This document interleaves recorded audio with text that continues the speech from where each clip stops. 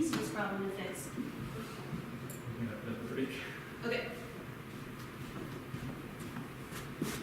So I'm going to do a super 5-minute brief overview of some of the marketing things that we covered in the first workshop, and hopefully try to tie them into what we're doing today. So when I asked people the last time at the workshop what marketing was, I got a ton of different answers. And if you would ask, the average person on the street what marketing is, they might say, oh, it's advertising, oh, it's business stuff, it's just all, you couldn't give a super firm definition. Well, it's a bunch of things all together. So there are a bunch of elements of marketing that we're going to talk about today, and we're going to break it down a little bit more. But this is from a blog written by Kathy Dempsey, who is the library marketing guru. She wrote a book called The Accidental Library Marketer. And this is her definition, and I really like this one because I think it's the most useful for us as librarians. It says, marketing is taking steps to move goods and services, I add that part, from producers to consumers. It's determining what people want, delivering it, and then periodically updating that whole process. So in this case, when we're talking about passes, we could say that people want experiences. How are we going to deliver that through passes? And then how are we going to get circulation up on passes that don't go out very often or have never gone out? The way this workshop sort of came into being was as the Department of Libraries offers free state park and historic sites passes to libraries, and the circulation for the state parks passes are probably, what did I say yesterday? I wasn't talking to you about it, I was talking to someone else. 7 times the amount of the historic site passes. So Josh and I, were talking one day, and I'm like, how are we going to get this historic site passes circulation up? Because it's such a cool resource that people just aren't checking it out. It's a harder sell.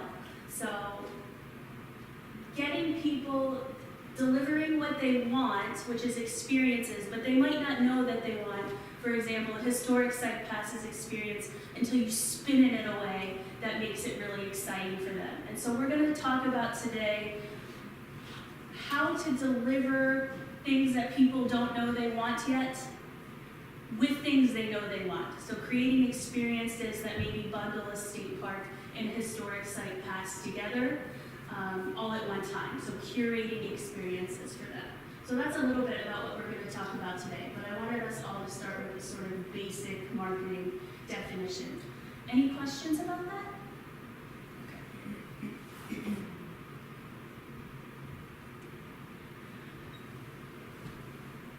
Marketing cycle. So we're going to talk about a lot of these things today when we talk about partnerships, but I wanted to go through this briefly one more time. I apologize to all the people who were at the first workshop. But when you're trying to deliver a service that's in line with your strategic goals, it could be, I love this example of trying to reach seniors. So maybe in your strategic plan for the next couple of years, your goal is that you want to reach out to seniors. So your goal that you might focus on with this marketing plan is reaching out to seniors. So that's it. Seniors are an important part of the population. They're traditional library users, but maybe, for some reason in your community, they're going other places. There's competition for their time, so you want to try and beat the competition to get them into the library. So maybe that would be your goal. Your market. Well, how many seniors are in your community? What are they doing right now? Are they retired, or are they still working? Are they at home, with grandkids and they don't necessarily have the time? Maybe they're on a fixed income, they don't have the money, maybe they don't have transportation. So as you research your market, you're going to find a lot of problems or needs that your community has that you can attempt to meet, and a great way to do that is through partnerships. So we're going to talk about that today. So segmenting your market, you kind of already done that by focusing on seniors, but maybe you want to focus on seniors in 2 parts. Maybe you have some, well-off retired seniors who are already using the library, who may have some free time on their hands, who may be willing to help another segment, maybe a senior without a car who is on a fixed income, maybe driving them somewhere, something like that. as you see the different segments of your population, you can also come up with different strategies to meet those needs. So set objectives. Now, objectives are goals, but they're more concise, they're smaller. There would be our SMART goals. I never remember the acronym for SMART, but they're realistic, time-oriented, you know, they're not like, I'm gonna go to the moon. It's like, well, I'm gonna pass my science class first, and maybe I'll become an astronaut later. So small goals that are easy to measure. Then promotional activities would be like your advertisement, coming up with ways to reach your seniors. Oh, Facebook doesn't work, so how are we gonna get the word out to these seniors? Having the program, measuring how the program worked, or maybe if it's not a program, it's how many seniors came into the library, how many seniors took advantage of a Tech 101 class you're offering at the library, something like that. Measurement is super important. There's no way to prove to your stakeholders that your library is doing good if you don't have some data to back it up, so it's super important. Evaluating everything that you found. So if you saw that seniors aren't coming to your program because they had no way to get there, that's something to take into consideration when you go into the next iteration. And then modifying whatever and then starting all over again. So today our goal is to get these passes out to patrons. And so I'm not going to go through each one again with the passes, but sort of think about that in your mind. Who are the people in your community who would benefit from passes? How are you going to advertise which passes to which people in your community?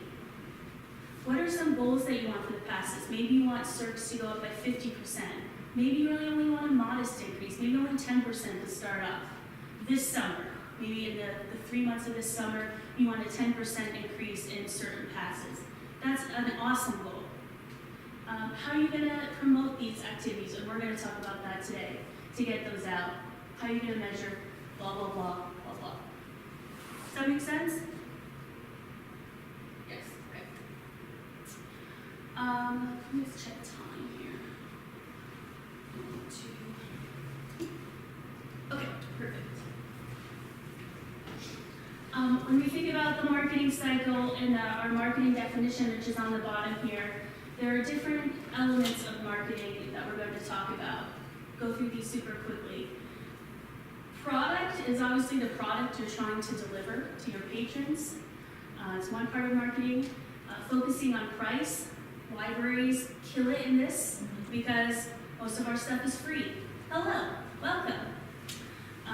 Placement, where are you going to put, if we're using passes as an example, where are you going to put passes or your displays about passes so that people see it and they're like, oh, yes, that's what I want. I love Christina's upselling tactic when people come to the Circ desk and they're like, oh, well, hey, did you also know, open your trench coat, you have these passes as well. I love that. And we're going to talk about how to strategically use passes in that way to get more people to see them. Promotion, advertising, everything you offer. Participants would be your patrons and your employees, super important part. And you want to get everybody on board with what you're trying to do, whether it be passes or whatever you're trying to market. Hello, come on in. Process is how we deliver those services. So if we're talking about passes, making checkout easy, making return easy, anticipating every need that your patron might have in their whole experience, and sort of making that super easy for them. So they're like, man, I really want to go to the state park and there's this free pass, but like, I only get it for 2 days, and like, it's, it's inconvenient. And then physical evidence is, we're not going to talk about that today. That's like your library building. So that's not as relevant as some of the other ones today. Let me, hello. Hi. Who are you? I'm Brenda from Enosburgh. You're Brenda from Enosburgh. Oh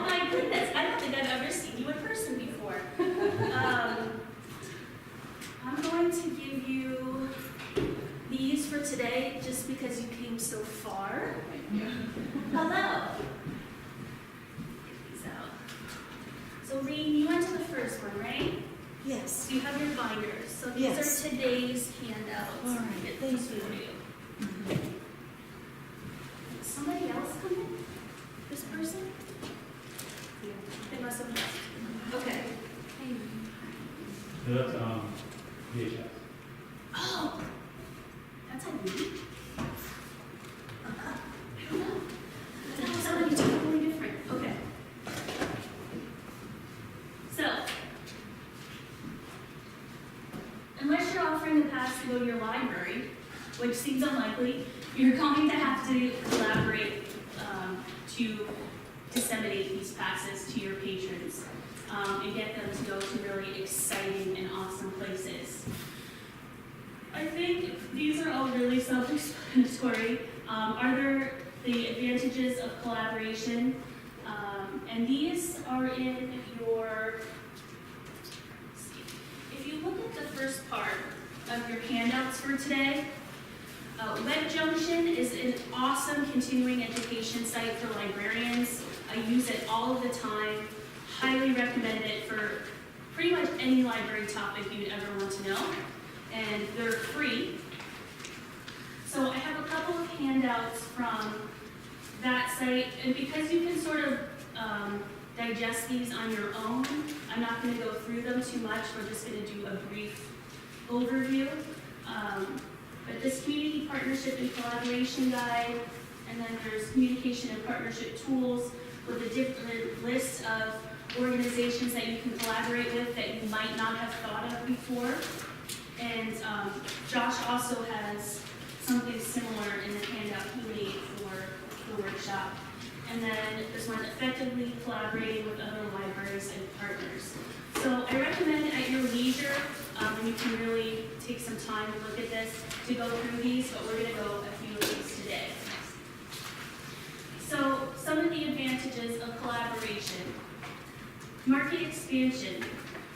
You not only get the patrons you're serving, but you get often the market of the organization you're collaborating with. And then the periphery. So more participants if we're looking at our 7 P's of marketing. More to offer patrons. Super simple. You're offering them experiences. Maybe you're offering them a nature backpack to go along with your state park pass. That's what Brenda's going to talk about later today. So more products to offer for free. And then in terms of price, maybe you get a grant, like Brenda also did, to get more park passes or to create these nature backpacks. So you're either getting money or you're getting stuff, which translates into free stuff for your patrons, and that's what they like. Making activities and services more efficient. This is not as relevant to the passes. I think a good example of this would be when 2 libraries collaborate for courier service. Maybe a smaller library latches onto a bigger library, and then the whole thing is more efficient, and that just makes the process easier. I don't know how much that, if this is an issue for the passes, or something to consider. And then people already have a really positive view of libraries as wholesome, useful community hubs. They may think the library is boring, but they definitely don't think of it as like a negative, it doesn't have a negative reputation in that, oh, all of the lowlifes hang out at the library. Well, that'd be kind of interesting. So this is always just advancing libraries in general, and your library in particular, is always a benefit of collaboration. And honestly, people love to collaborate with libraries because they have that good reputation. I forgot this doesn't work. But the pointer works. Oh my God, in one of the evaluations from the last workshop, someone's like, "You're using the red dot too much," and I was getting seasick. So I'm gonna try not to do that today. There are lots of different partnerships that you can make, not just for passes, but for a variety of different programs. This is from a really good website called Strengthening Nonprofits. I call this sort of a parallel partnership. maybe you're collaborating with another library, or maybe you're collaborating with another nonprofit group. I feel, librarians, what do you think what type of partnerships do you make more often? These parallel ones or these perpendicular cross-sector ones? Maybe you're collaborating with a school or a business or a government entity like the Department of Libraries. What do you think that you do more often? Well, I think if you're in a rural area, you tend to partner with your schools, places that are close by, your school, maybe Right. town offices, the fire department. So maybe it's not necessarily like the type of business, but it's by their location too. Geographic location. Okay, that's really good. I mean, that seems to work best. Yeah, that makes a lot of sense. Yeah, that's kind of like the general consensus here. And then, a basic, which could be either of these, a donor to recipient relationship. Maybe the Children's Literacy Foundation gave you a rural libraries grant and gave you a ton of books. So that would be, a parallel partnership, but it's also donor to recipient relationship. So a lot of these overlap. Oh, I don't know, it's not working. When we're thinking in terms of partnerships, there are a couple of different types, and I sort of condensed this list to make these, just because I didn't think the others were super important.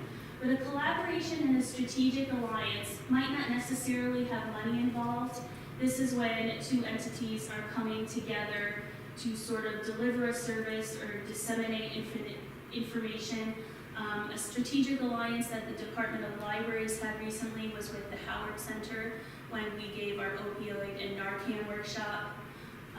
Another strategic alliance that we have is with the Parks and Recreation to deliver these park passes. So we take advantage of strategic alliances a lot when we're doing continuing education and when we're trying to provide services. Does anyone have an example of strategic alliance they've made recently at their library? I had a display of these beautiful big photographs, and I can't remember the organization, but it's a nonprofit who helps people adopt children. And they had these beautiful big posters of all these different children. We put them in the gallery, and they had information for people. That's a great example of a collaboration or strategic alliance.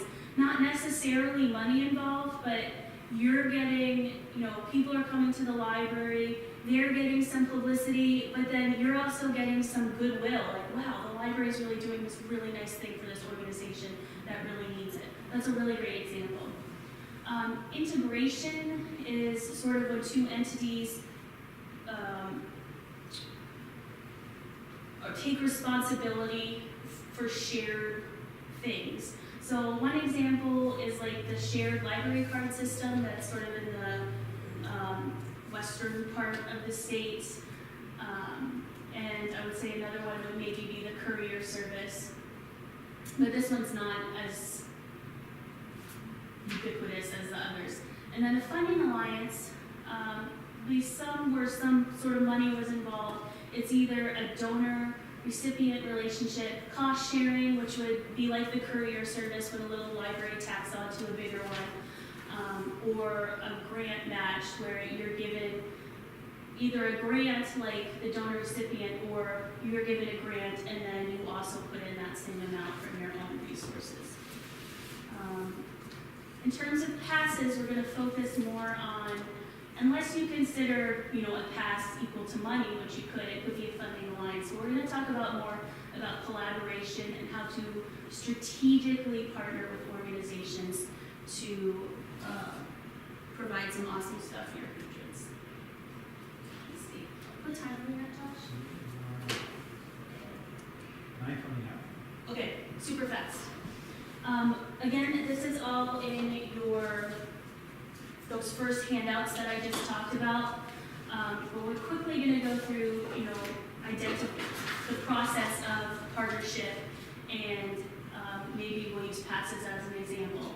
So, first step, and this was the first step in the Marketing 101 workshop when we were looking at the marketing cycle.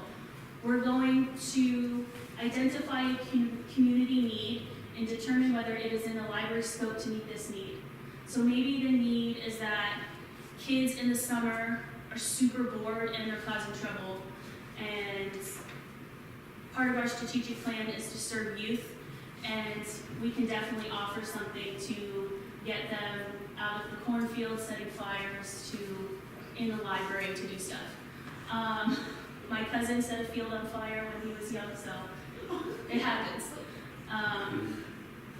So you're like, yeah, that's something we could do. How are we going to do that? So you're going to identify strategies to meet the need and determine whether a partnership would be beneficial.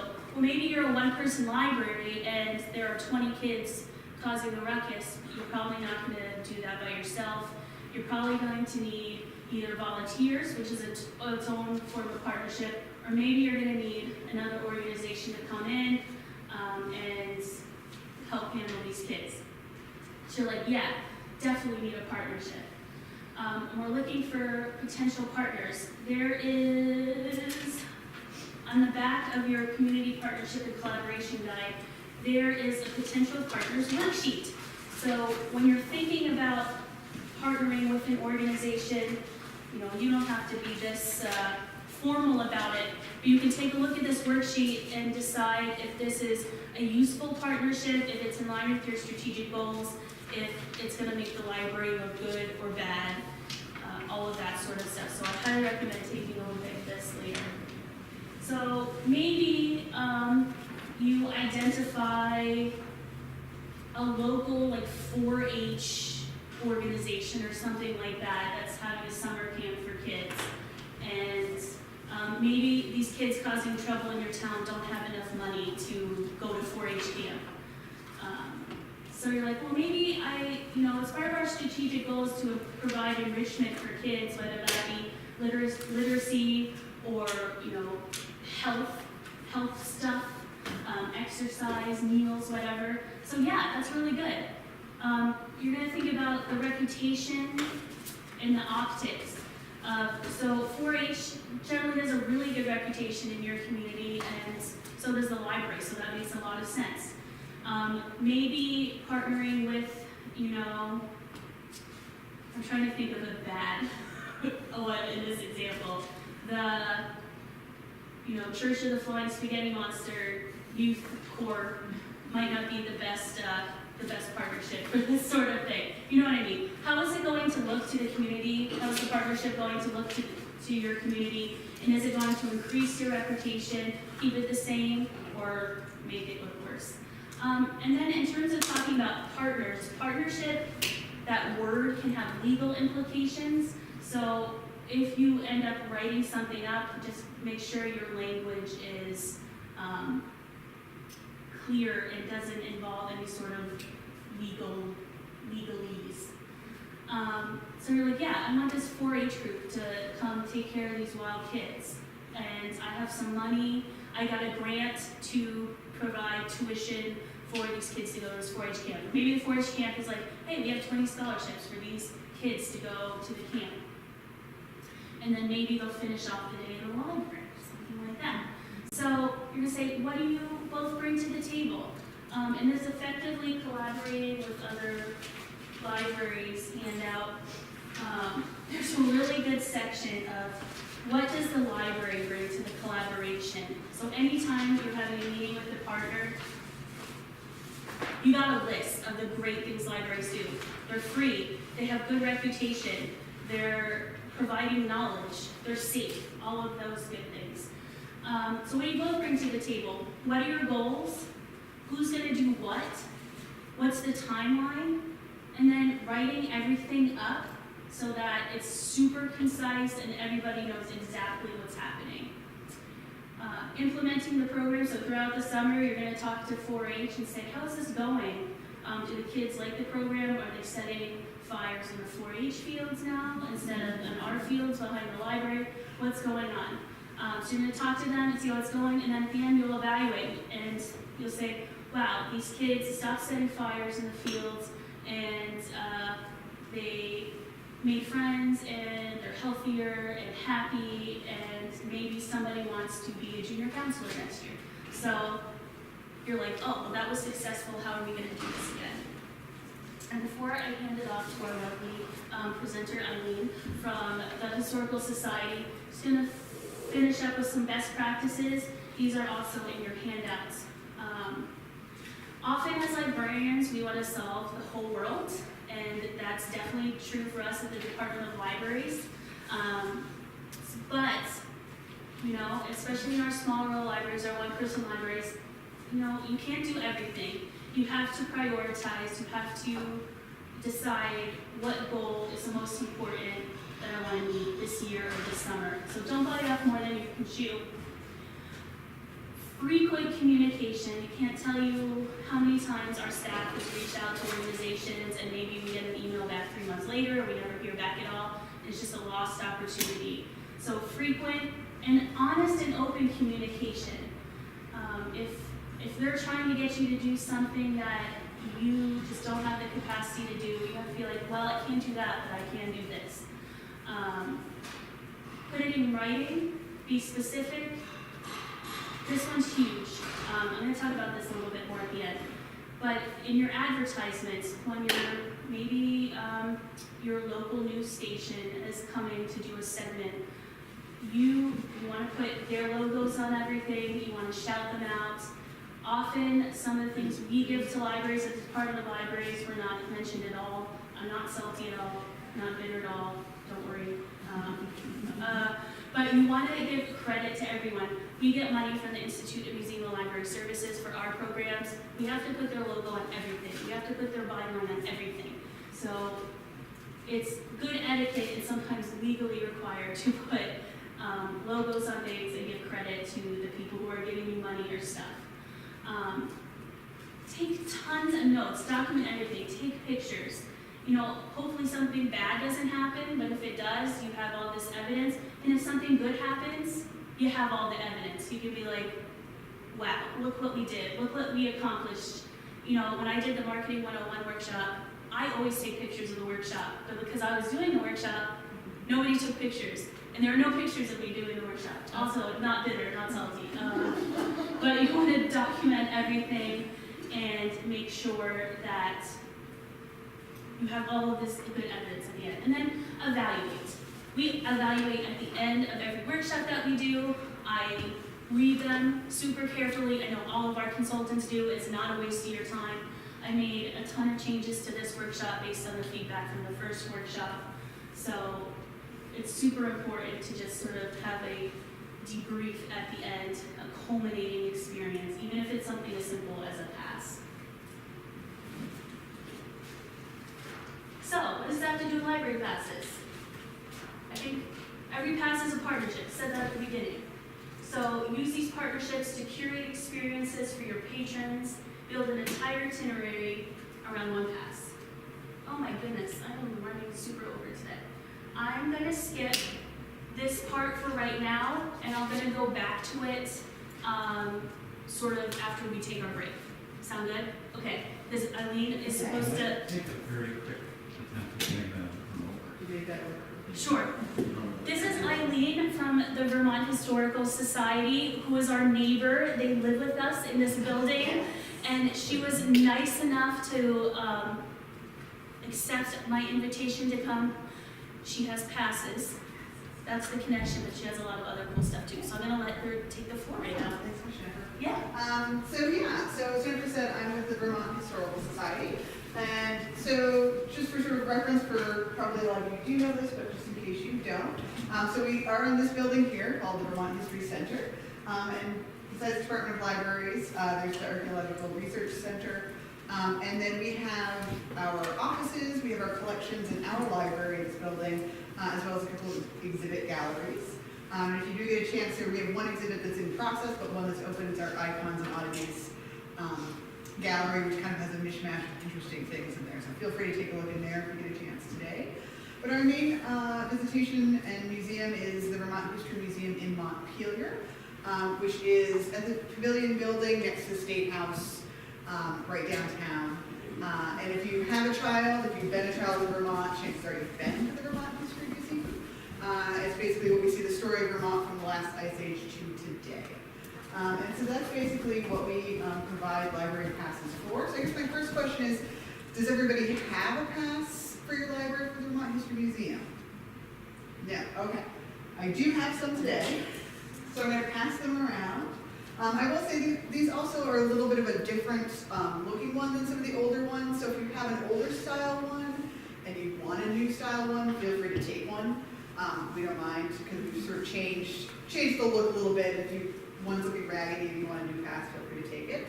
I also do have our Vermont History temporary tattoos that you all are welcome to take. Oh, I want one of those. So yeah, I and need so for you can that. definitely take a pass. If you can just put your name and library info on the sheet so that I can tell Lisa, who does the library passes, that we've got new people with passes. But the library passes that we have get a family into the History Museum.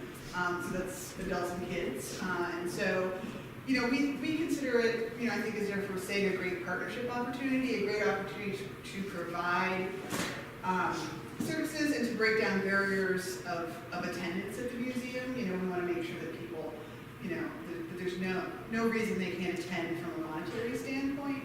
And obviously working with libraries helps us to be able to do that in a more systematic way than we can do ourselves.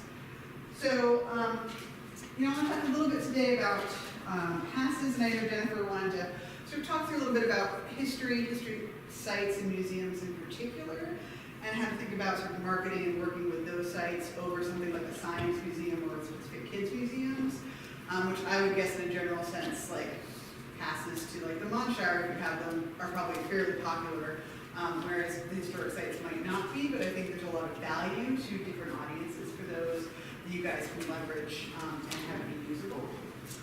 And so there's a little handout that I made that it should be in your It is in your stack of papers. and so sort of marketing library passes for history-based museums and sites.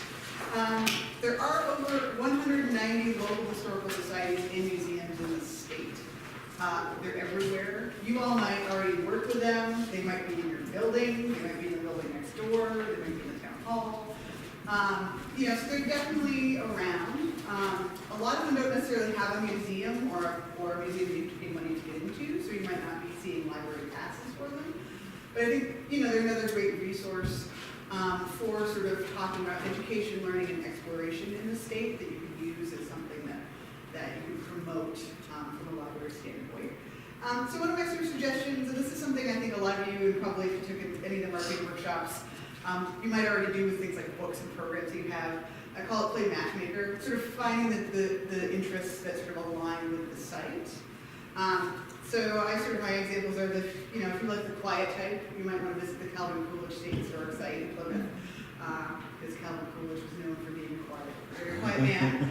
And obviously something like a good book, and if you guys, being librarians, if you haven't been to the Moral Homestead, you should go there. He had like over 2,000 volumes. His library is amazing. It's a beautiful building.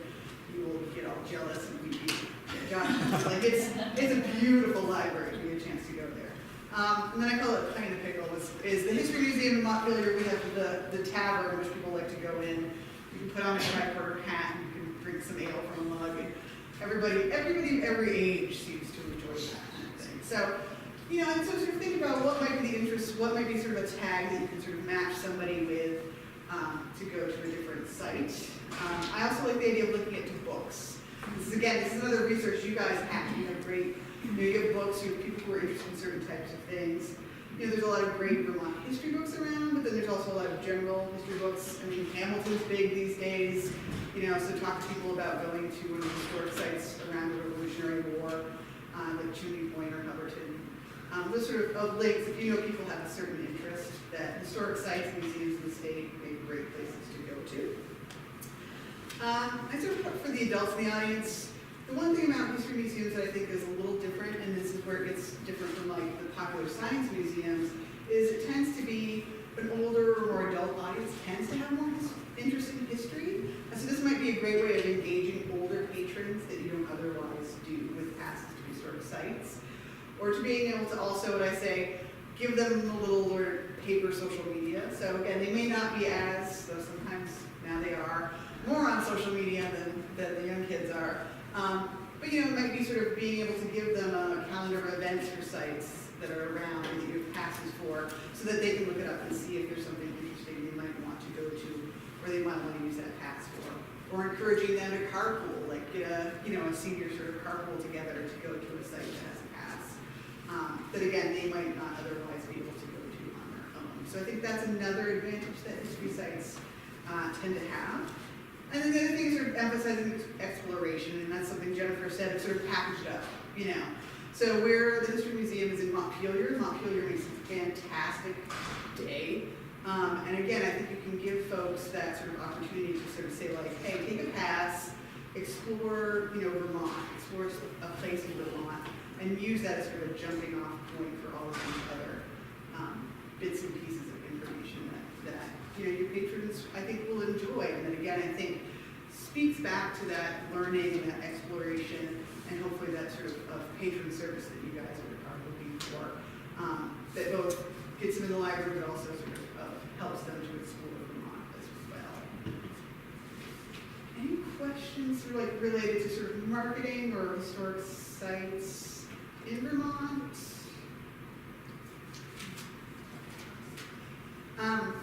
And so I don't know, Jennifer, who else is talking? Is somebody from historic sites coming in, or? No, I'm going to Okay. talk about it a little bit. Okay. But feel free to do your.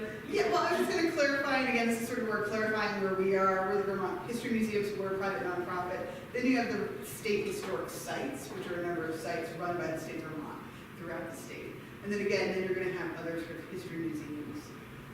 Again, private nonprofit like Berkeley and Ferrisburgh and that sort of place. Yeah. Are there any like a cohesive map, like a simple map that says, like a living history trail or anything like Yeah, that? so there's not sort of at this point in time, there isn't. I will say that's one of those things that's kind of actually in our strategic plan to do.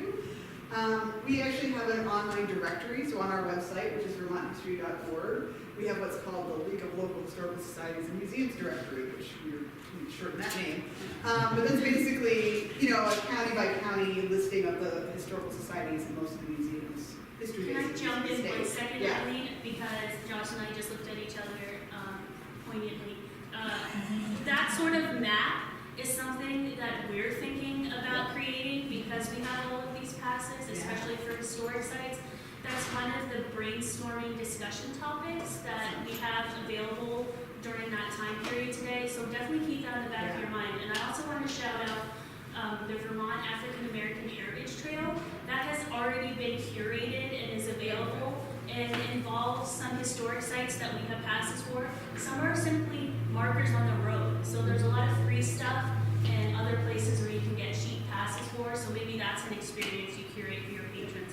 I can give you more information about that too. Yeah, and there's actually now a Civil War trail as well. Wow. So that's, so there are a couple of those around that are sort of more topical, but yeah, and again, I think, and that's something like the Civil War or the African American Trail, that again, that you could sort of, again, get people who are interested in a specific topic or maybe want to explore something or want to explore something outside of school even, want more, like, do you want to give your kids, more information about, the African American experience in Vermont, like, here's a brochure on the trail, these passes are available in the Maybe library. we need something like this to hand out with the pass. Yeah. That has all the information right there. Exactly, and that's sort of like giving them everything they need. Brenda's going to talk about today for nature backpacks. So, Yeah, I think again, like any way that you can package some of the information, and I will say right now, especially for us, if you need information or you want information to put with your passes, like give us a call or an email and say, it would really help if I had this kind of thing, to go with the pass, or do you have this, or could you, and I think especially, sort of recommendations or wanting to know a little bit more about sort of generally, history museums and historic sites. I think we're always happy to say like, oh, did you know about this place or that place? And again, some of them you might not need a pass for because they might not charge any money. But at the same time, it's good to know, that they're there, or they're good to know as a resource for giving, patrons that information. And I did include on the table, I had a few of our rack cards, which are about the museum, and a couple of other little handouts I'll talk about in a little bit. But again, we have rack cards, we're redoing our museum map. So again, we'll have some of that base information that we're always happy to provide you guys with. And think the History Museum especially itself does a nice job of it's in a good all ages place. Like we have some good interactives for kids, but as I said, even the adults, like we have an adult size vest and hat in the tavern because the adults want to put on the hat and the vest. And so I think there's a good mix in that kind of place you get to. And then you can get some of the other ones which are just kind of wacky, wild, weird history places, which I also think are fantastic, but I think are, again, a different option than just going to Echo again. There's anything wrong with going to Echo, but if you want to expand it out. The other thing I sort of want to talk a tiny bit about was just, and Jennifer again mentioned these ideas of collaborations and partnerships and what you can do beyond just passes with local historical societies and museums. And again, this is some things you might already be doing if you have a good relationship with one in your area. But I just want to mention, again, because they are around, so many of them, I think they're a wonderful resource for people to give a talk for a program. These are people who have interests and they often like to talk about them. So they're really great at giving an hour-long, if you were looking for somebody to give an hour-long talk on something related to your local history, you can usually find someone at your local historical society. Another thing that's sort of coming up, I think, a lot more, and we did some recent workshops and a grant opportunity related to it for my MLS, but community digital history or oral history projects. I think that's something, especially in the library community, that's starting to be a little bit more put forward as a type of project that libraries might be looking into or wanting to do, with the idea of capturing community stories now, or again, digitizing people's photographs. Again, a lot of times the historical societies might have some of the digitizing equipment, or again, they just might be great people to sort of work with on a community history project. I think there's lots of opportunities to expand upon that. I always recommend, if you don't have one of these already, what I call a town facts and figure sheet, or history brochure, or what are the reference questions you always get about what is that building over there? And do you remember that store? And can you work with your local historical society to come up with just like a sheet or something that has all that basic good town history information that you can either have for yourself or give to patrons, or sort of expand upon those sort of questions that you're always getting about what's going on in town. I think there's also other options along with the oral history project, or it might be also something like a community exhibit that you can do together. Or again, if the historical society especially doesn't have their own space, or they're not open during the winter or something, and you've got a little space that you can put in a tiny little exhibit of some of the town history stuff, I think that's always a great opportunity, like take an exhibit case and work with them on putting something up about your history. And then I think one of the other advantages you guys have in working with partnerships with local historical societies is you guys are really in tune with sort of current community needs and interests. And I think that's one way that you can really bring some great information to the table about what people are asking, what people are looking for, what people are interested in right now. And can you talk with your local historical society about how you can make those connections between what's going on now in the community and what was sort of going on in the past, and how to bring those two together. And I think that's a really great sort of discourse and resource. So, they may or may not reach out to you, but I think it's always great if you want to sort of talk to them about, like, hey, we have all these people who are really interested or asking about X that has to do with our town history. Is there something that you could do with that, or do you want to collaborate on something? I think that's a really great opportunity for that. So the last thing I sort of wanted to talk about was some of the other things that we have as VHSP, besides the library passes, that we would love for more libraries to take advantage of. One of them is our traveling exhibit program, and I had a few sheets over on the table over there on that. That's a program we've just started out. It's basically a traveling panel exhibit, so panels that go up on your wall with different sort of themes and topics. So right now we have one available on what we call everywhere signs. It's about historic signs. Another one on Alexander Solzhenitsyn, if you're interested in one directly related to writing. Our newest one that's going to be coming down in May is on Seeds of Renewal, which is on ag-friendly agriculture. And so the idea is if you've got a community room, you'd like to put up, sort of an exhibit. It's a great little program. It costs a couple $100. But we're hoping again it sort of gives people the opportunity to sort of have something that again, you don't have the time to necessarily put together, but you can have it up in your space and have that sort of added value relatively easily. Another thing that we have is what we call our history kits. And you can get information on these on our website. These are kits, so they come in a big sort of plastic bin on a variety of topics, and they're made to be hands-on kits for children. So generally about sort of 3rd to 4th grade range, but we've had adult senior centers use them, we've had all sorts of people use them. So again, if you're looking especially for like a kids program, we've got kits on, ABNAC, we have kits on the Civil War, a couple of other time periods. And so that, again, there's just there's a small rental fee, but it's another nice tool for creating a program that you don't have to do out of scratch. We also have, in relation with that, we have our lending library, again, based on a school-based audience, but that's where you can get books, mostly Vermont history-based books for children, but it's great if you want to do a kids book club, and again, it's a small rental fee. You can get up to, I think, 20 to 30 copies of the book. You can do that, have a kids book club, and then come on back. And so that's another resource that's available for libraries as well. And the last thing that we have now is our Vermont history trivia. And so we're gonna, actually, of course, I don't know that I wrote the answers down now for the set, so I'm like, maybe we'll find out if we know. We know if this is working out. I think It doesn't, I don't think it works. Oh, give it a try. Oh, good stuff. Okay, great. So the Vermont history trivia is something we developed last year, and basically the idea is that we went out and we did trivia around various places. It's sort of this program that can be used by libraries, museums, historic sites, whoever wants to get it.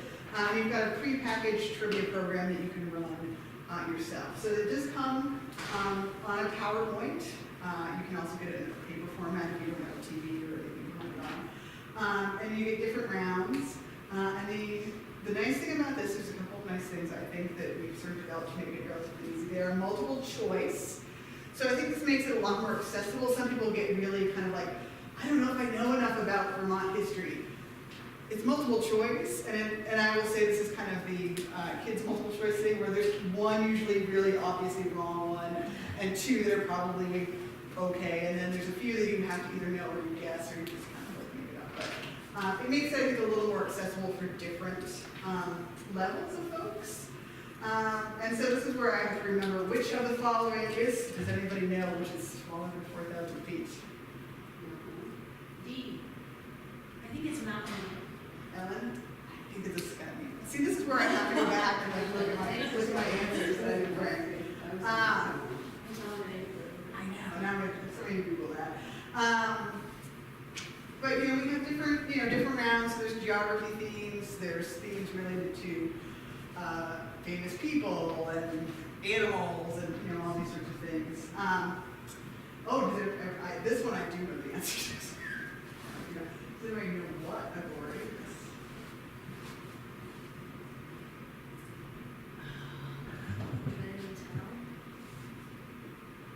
C. I think it's D. No, B. It's B. So yeah, so B's are unincorporated, sort of plots of weird little plots. Oh, this one is one of my favorite ones, which is never used to describe Camel's Hump. So 3 out of the 4 are what Camel's Hump has been named before. B. It is B.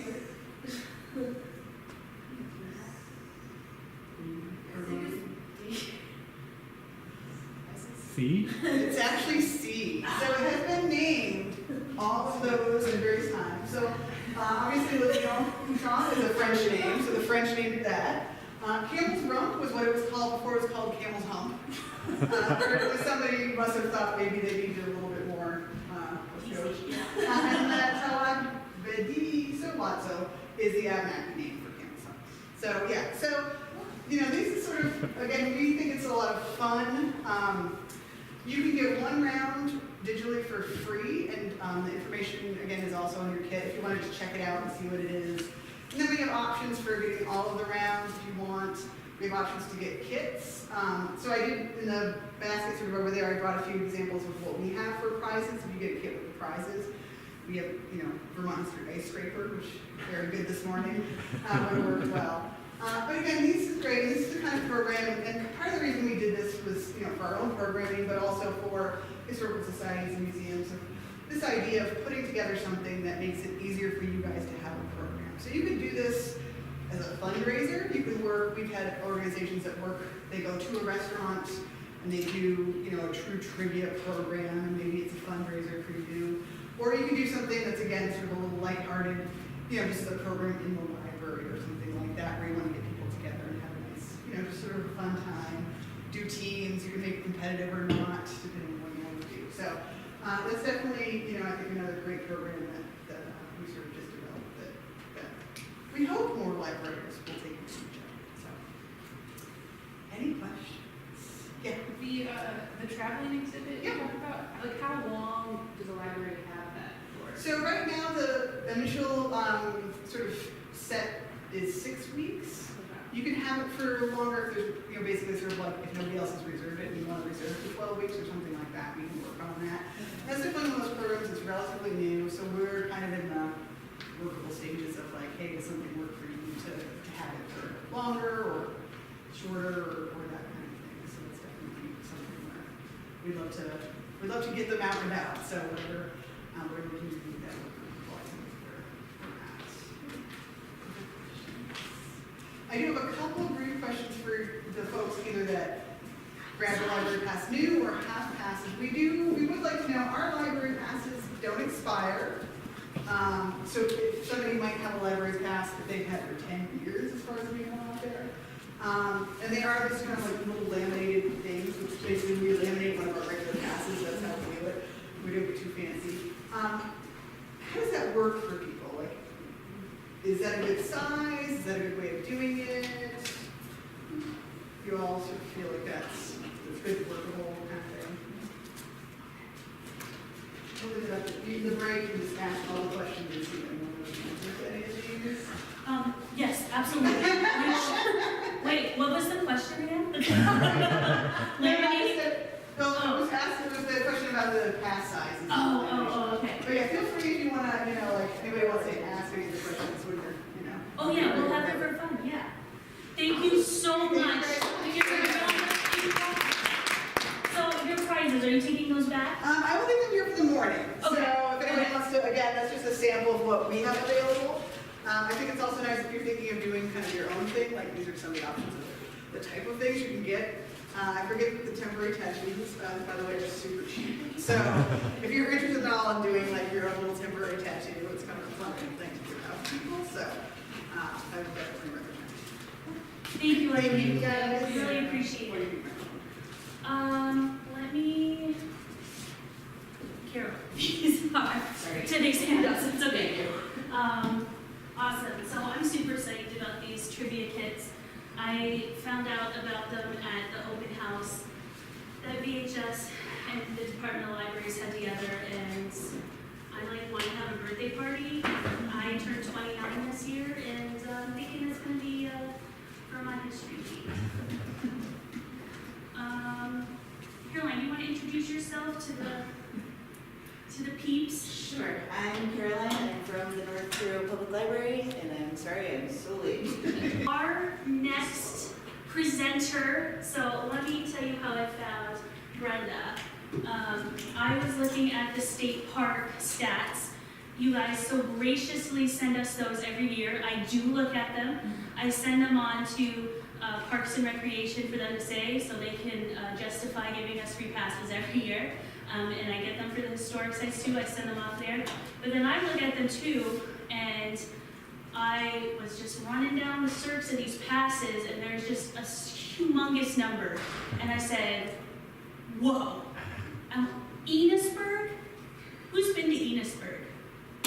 Me. Yeah, it's a tiny town up there, far up there. And I'm like, how is Enosburgh getting all these circs of their state park passes? And I reached out to Brenda, and she told me because she finessed an awesome program. So she's going to talk today about the grant that she received and how she put together these nature backpacks. So all of the handouts she's going to talk about are in your pile of handouts for today. It's the she's gonna talk about that, but just so it's a supply list, and then the little checklist, and then the lending program. But I'm gonna invite Brenda up to talk about this program, and, whoops,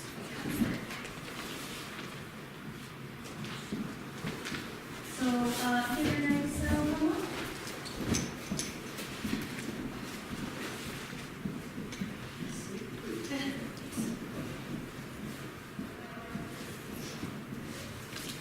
I hate talking in front of people. You're gonna do great.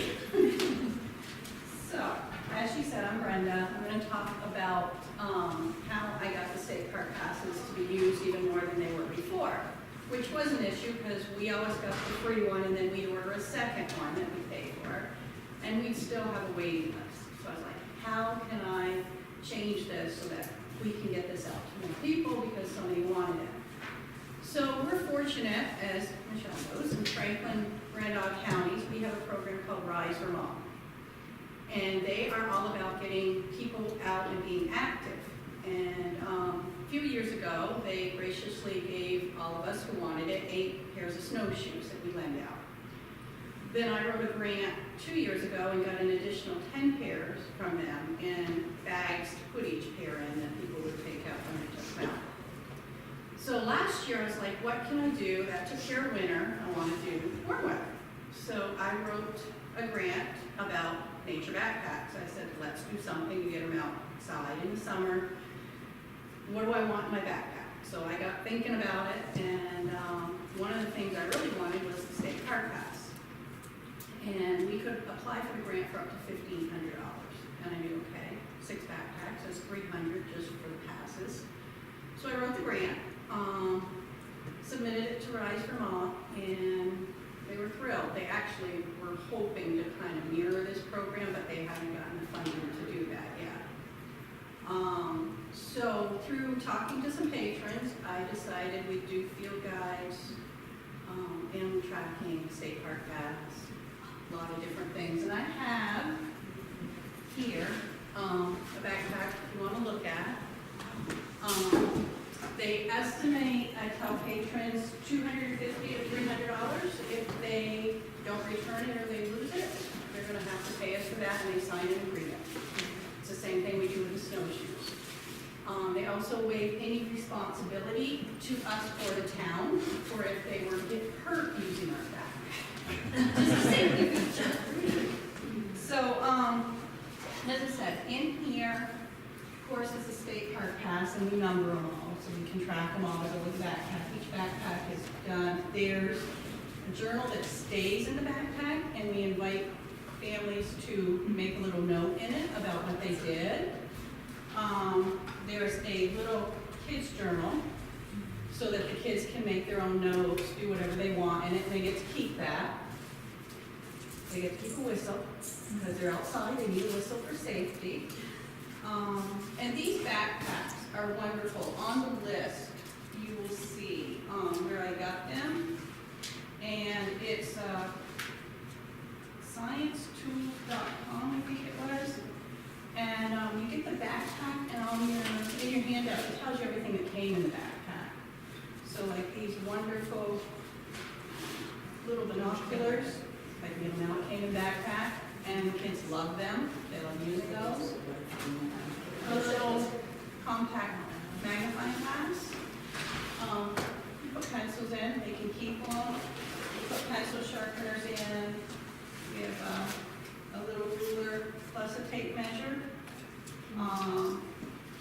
Tweezers. And then we have the plant press. We have 4 field guides. We have wildflowers, rocks, insects, and then rocks and minerals. And then we have, I don't know how many of you are familiar with it, the live actual, that's the bug net, animal tracking staff. And these are actual sizes of the tracks. And we have that in for everybody. And this is really popular. We actually would love to, we haven't done it yet, have cards made up. So that way they could be a little easier. This came with the backpack, which is one of the reasons I got it, is your bug net, and you just attach it so it fits in the backpack really well. Their habitat, which expands. They also get a nature connection. It's an outdoor type workbook. We just ask them not to write in it. A lot of homeschoolers have made a lot of use of this backpack and this. And then we have a backpack naturalist kit, and we laminated the plant press so they don't get ruined. We have in here, every one of them, and you have a copy of this, is our inventory. And we leave this in here so parents, when they return it, know what was in here, and they also know the things they're able to keep, and it doesn't matter if they can't find it. We check it off when we send it out with a person, and then we check it off. We have a regular copy, not laminated. We check it off and date it, who verified it, and resupplied it. So it's a double check when it comes in and when it goes out. In my handout also, I did our little agreement, as I talked about, with the parents. We do make a requirement, they have to be 18 or older to check one of these out because they are signing to be responsible. So we will not let a child come check one out because again of the cost.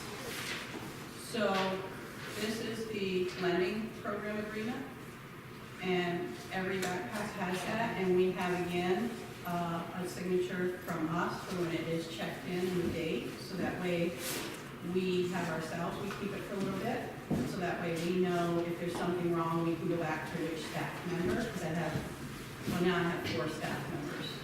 You know, little Enosburgh, we have 5 controllers. That's awesome. But it's things we do. It has been wonderful, and the part that is really exciting is, this is why Jennifer contacted me with, are you serious? Did you really have that many? I thought it was a typo. Our state park passes went out 60 times. 36, this is just the backpacks, this wasn't our regular passes. So 36 times the backpacks were checked out, and then 24 renewals, because the families were having so much fun. That's a lot of backpack in and out, in and out. Sometimes, as I said, with the renewals, and we do them for a week at a time, the same as we do our snowshoes. They are really, really popular. They're really loved. So if you can get a grant, it's well worth it, even if you only do 1 or 2.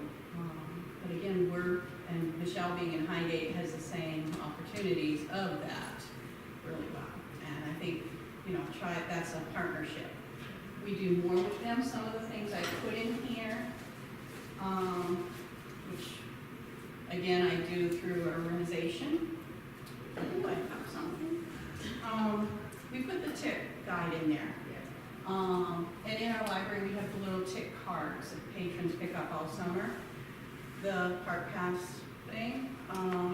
For us, we have our Enosburgh Valley Rail Trail, so that when they're out, where they could go. And then we have the Vermont Bicycle and Walking Guide. And these have been very popular. I have many copies of them, and I just let them come back. I put a new one in. And these I got through our Regional Planning Commission. They supplied me with this and the rail trail one for us. All of that was free. But it's just, the main thing is reach out, because you'll be surprised who wants to partner with you. In our county, we have our librarians are called Flair, we meet. Last year, we started with a story walk in one of our parks, state parks. And that was another way to try to get people to use our state park passes even more. And it's just something you do as a group.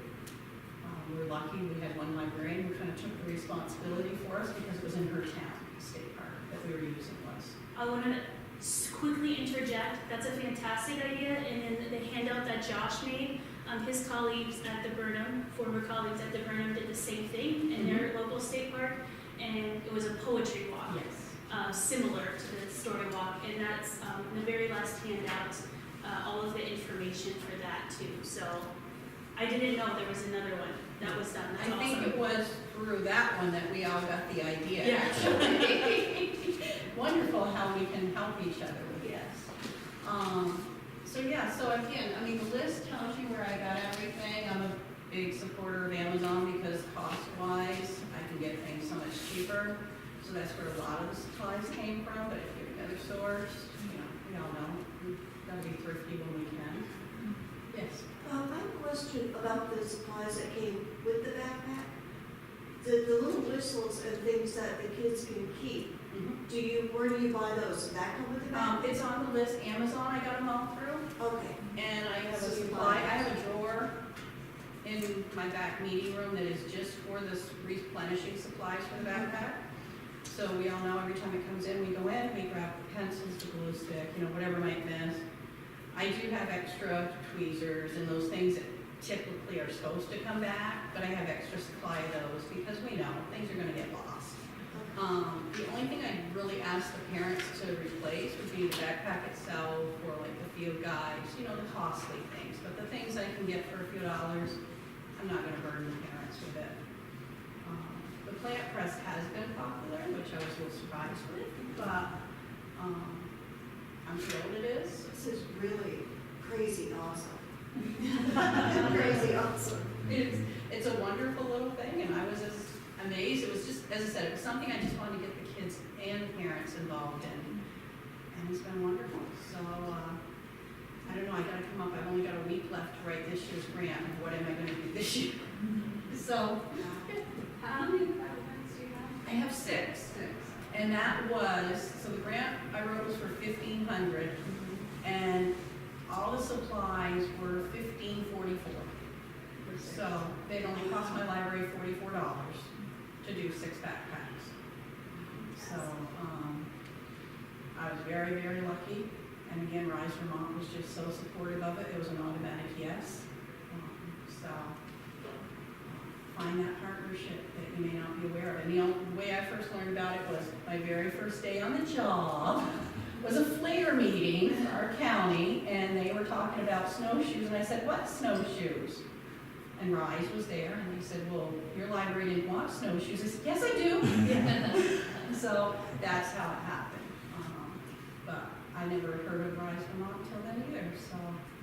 I think Rise Vermont is throughout the state, but it seems like they have, the people who work for Rise Vermont don't necessarily have that in like their email signature.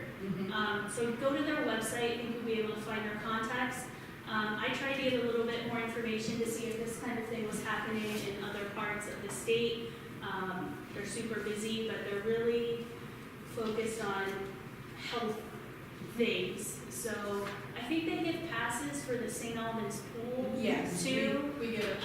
The last 2 years, they've been very nice and have sponsored that for us, but we respond if we want one or not. Right. The other thing is go on website, Facebook, any of that, look up Rise Vermont, get their contact information, then you could contact them to see if there's one similar to that for your area.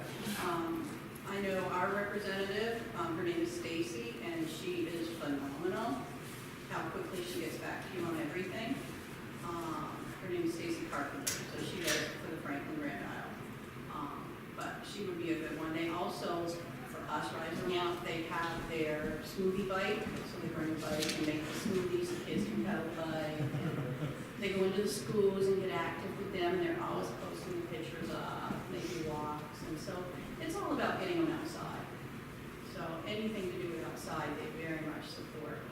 And Brenda, your contact info is on those Yeah. handouts, I think.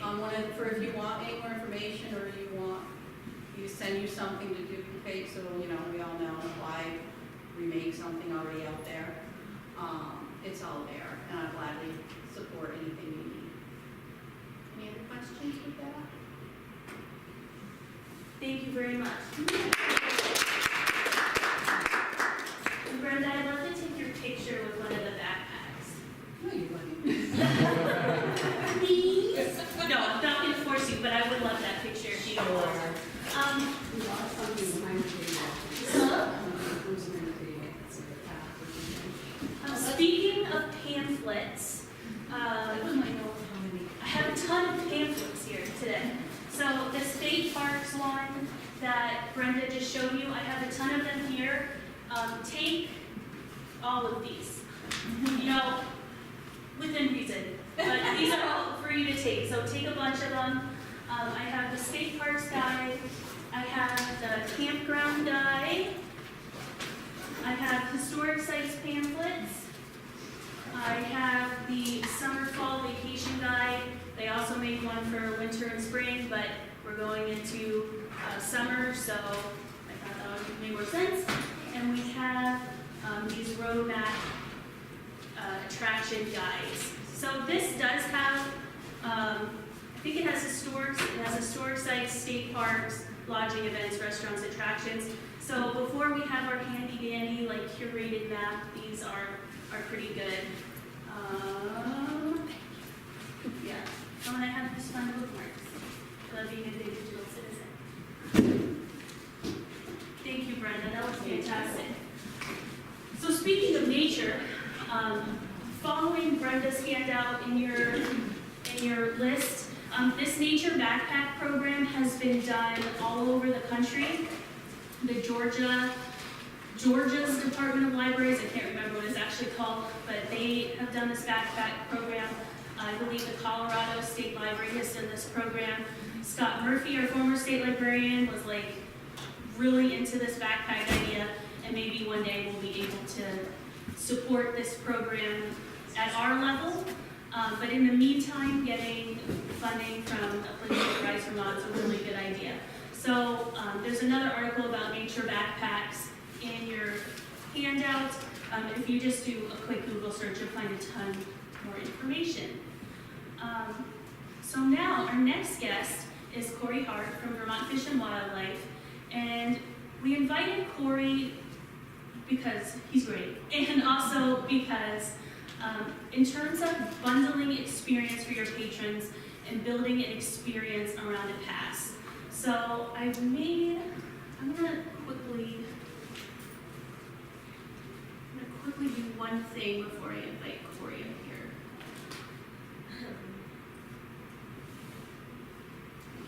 So bundling experiences for your patrons. So around one Vermont State Park pass, there are a bunch of peripheral activities that you can do. So maybe at the beginning of the summer, to get the word out about these park passes, you invite Corey to your library to do a presentation about a nature topic. Maybe something that people could either find in a state park or could find in a state park at a certain time of year. Something relevant to that, and you invite Corey and he'll give a talk, and then at the end he'll be like, oh, well, go out in nature using our state park pass for free. You can get 8 people in. You, with the same state park pass, could do a story walk or poetry walk, like has been done in the northwest part of the state. Work with a granting organization to make nature backpacks, and then offer a map or guide of other activities like the rail trail map or the walking and bicycling guide. This is all things that can stem off of this one pass. So you have 4, and there could be, infinite, but you have 4 already programs around this one pass that you're getting for free from us. So I really encourage you to use it as a base and a jumping off point to do other things. And this is also 4 different partnerships. You have a partnership with us. You're always going to have a partnership with us. But you have a partnership with Fish and Wildlife. You have one with the local state park. You have one with Rise Vermont. You have one with maybe your local historical society maybe comes up with a map. Maybe you get some high school kids in your graphic design career center to help make you a map.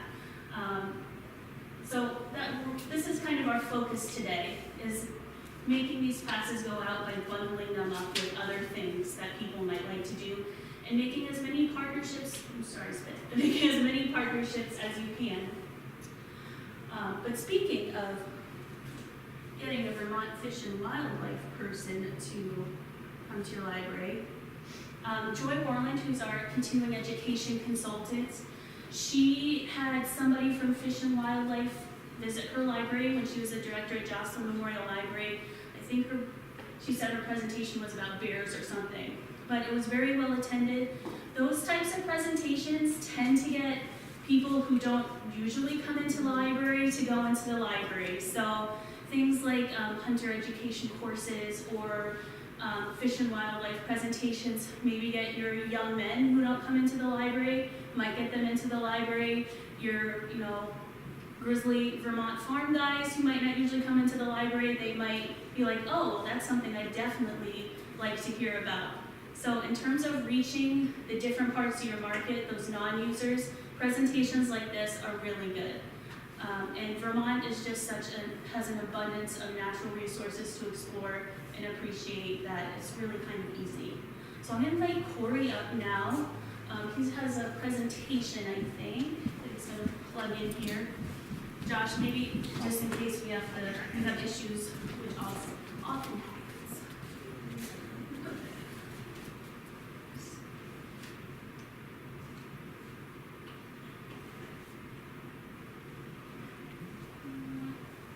So she kind of just did my presentation.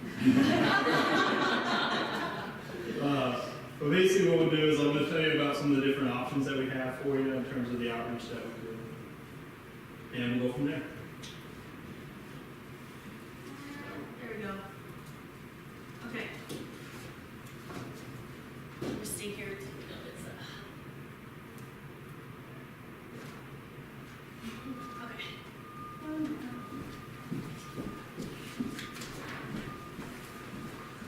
Have to pass it for a second. Okay.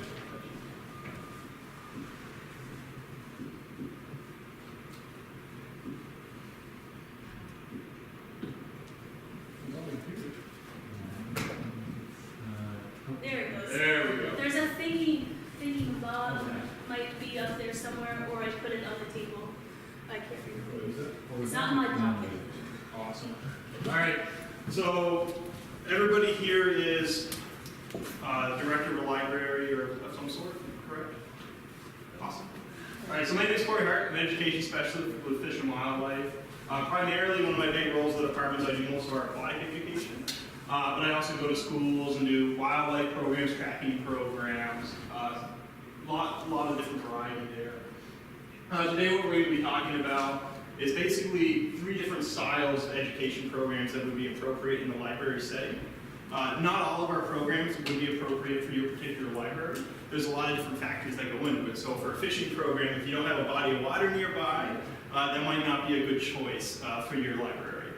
Some libraries, like Waterbury, the Waterbury Center Library, they have Winooski right out back. So that's a great spot for a travel program. We have one coming up there in a couple weeks because they've got a nice classroom space and you can just go right out back on Winooski. So real quick before we get into everything, just a couple quick overviews of the department. I know Jennifer mentioned the state park passes. It's important to mention that the state park passes are actually given out or in a partnership between libraries and Department of Forests and Parks, which is a different entity. So we're all underneath the Agency of Natural Resources, but Fish and Wildlife and Forests and Parks are 2 separate departments. So basically our mission statement is the conservation of all species of fish, wildlife, plants, and habitats of the people of Vermont. To accomplish this mission, the integrity, diversity, and vitality of the natural systems must be protected. So the way our education programs kind of play into all of this is just kind of spreading awareness, and we do that through a lot of different ways. If it's a fishing education program, we're focusing on either introducing new anglers or giving them new skills. So as an angler that's been fishing for a while, a lot of people don't know how to process fish, so we do programs that focus on that, so how to prepare, cook your own fish, or more of an advanced topic like trout fishing, fly fishing, something to really pique people's interest. And then you have things like hunter education, where we go out, and hunter education is actually required to go hunting in Vermont. So you have to go through a hunter ed course. And we do those across the state. So we have 5 divisions within the department. We have our law enforcement division, which would be like our warden force. Fisheries, so fisheries biologists, and our hatchery division. We have 5 fish hatcheries across the state. Roxbury, Bennington, Grand Isle, Salisbury, and Ball Hill. And then our wildlife division, which is so like you mentioned, bear presentation, that's probably our bear biologist, Forrest Hammond, probably came in and did that. Then you have outreach, which is where I fall under. So any of our education staff, we all fall underneath our outreach division. So that includes hunter education, our fishing education program, which is called Let's Go Fishing, and then general outreach as well, which is everything from our website to you name it. And then our 5th division would be our administration, so our office staff, which handles things like our licensing, and then just general day-to-day stuff. But as far as you're all concerned, we have 3 different styles of outreach that would be appropriate for the library setting. The first would be a one-time programming. An example of that would be like a biologist presentation or presentation that focuses on wildlife tracking or something like that. With a one-time presentation, that's really what it is. We're a small staff, so having us come in once a year to do something like that really isn't an option when you spread it across all the libraries in Vermont. So usually when we do a presentation like that, it's kind of a one-time thing. But there are some other ones that are more relevant for, or more practical for the libraries if you want to do it on an ongoing basis. And presentations like that would be a one-day workshop or training, where we actually train you on the material, and you can conduct that whenever you would like. So example of that would be Project Wild. We'll get into more depth into these different types of trainings. But something like that, you go through the training, and then you'd be able to conduct those programs whenever you would like. Then an ongoing event would be basically those events we just talked about. So whether it's a fishing course or Project Wild, hunter education, that's something you might be able to do yourself if you go through those particular trainings. So now we're pretty much just going to dive a little bit more into what those presentations consist of. So your one-time presentation, so that could be on a lot of different topics. Usually it's what's relevant at the time.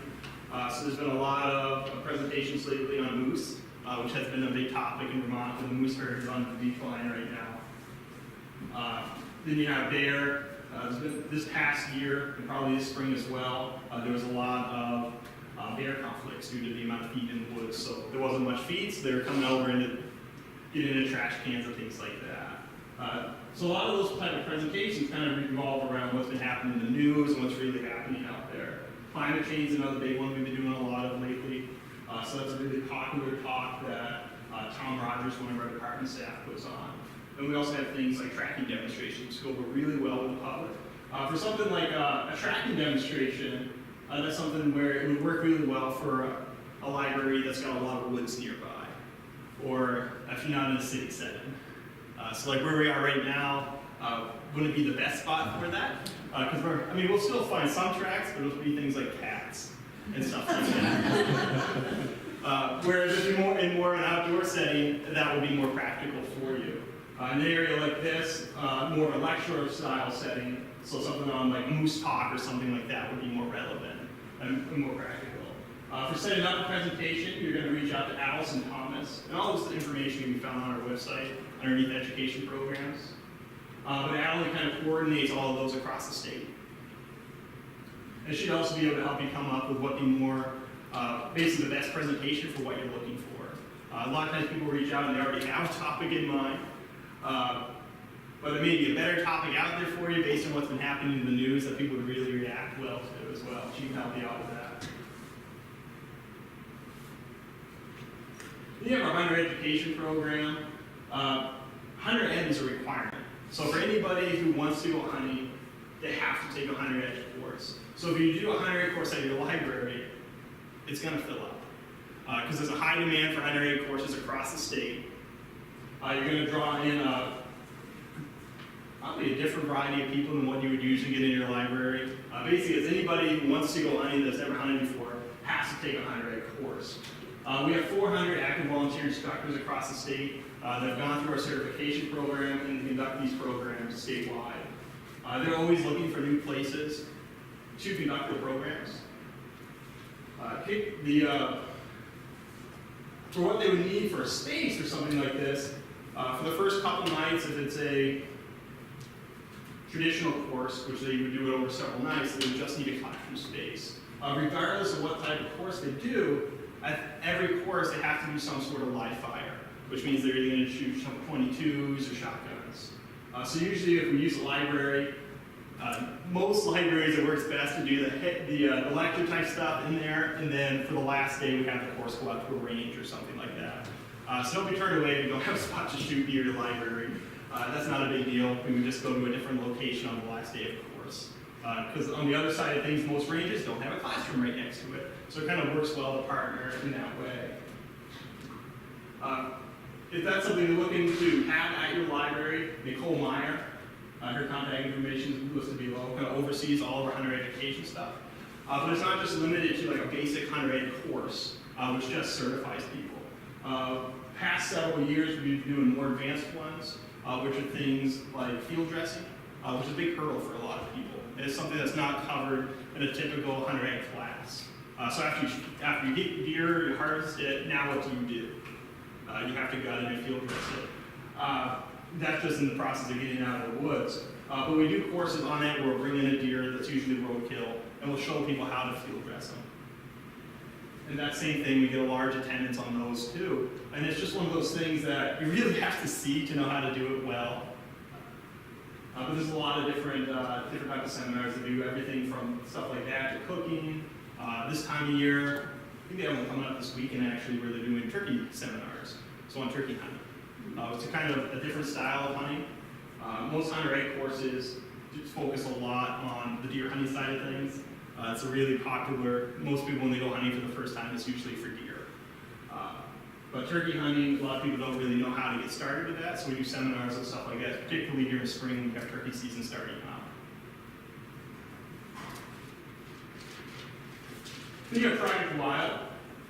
So Project Wild is just go to the next slide, is a nationwide program where in the U.S. there's over 1 million educators have been trained since it was introduced in 1983.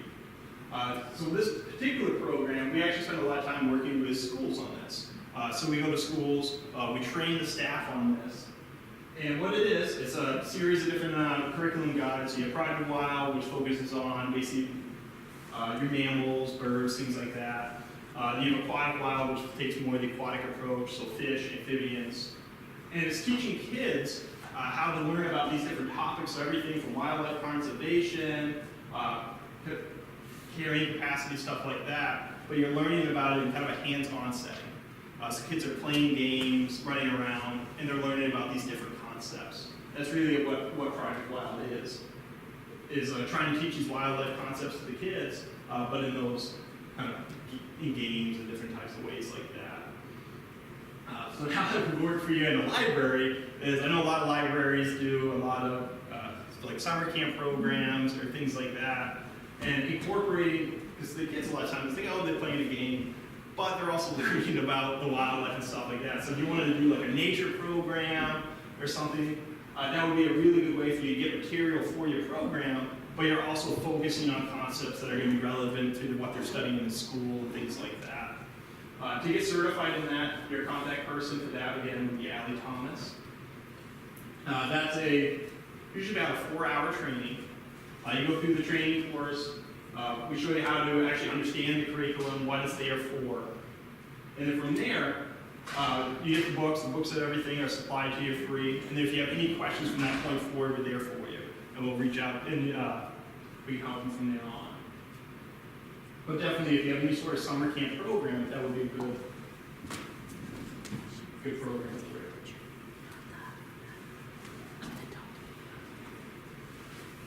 Our next one is Let's Go Fishing, which is similar to under education.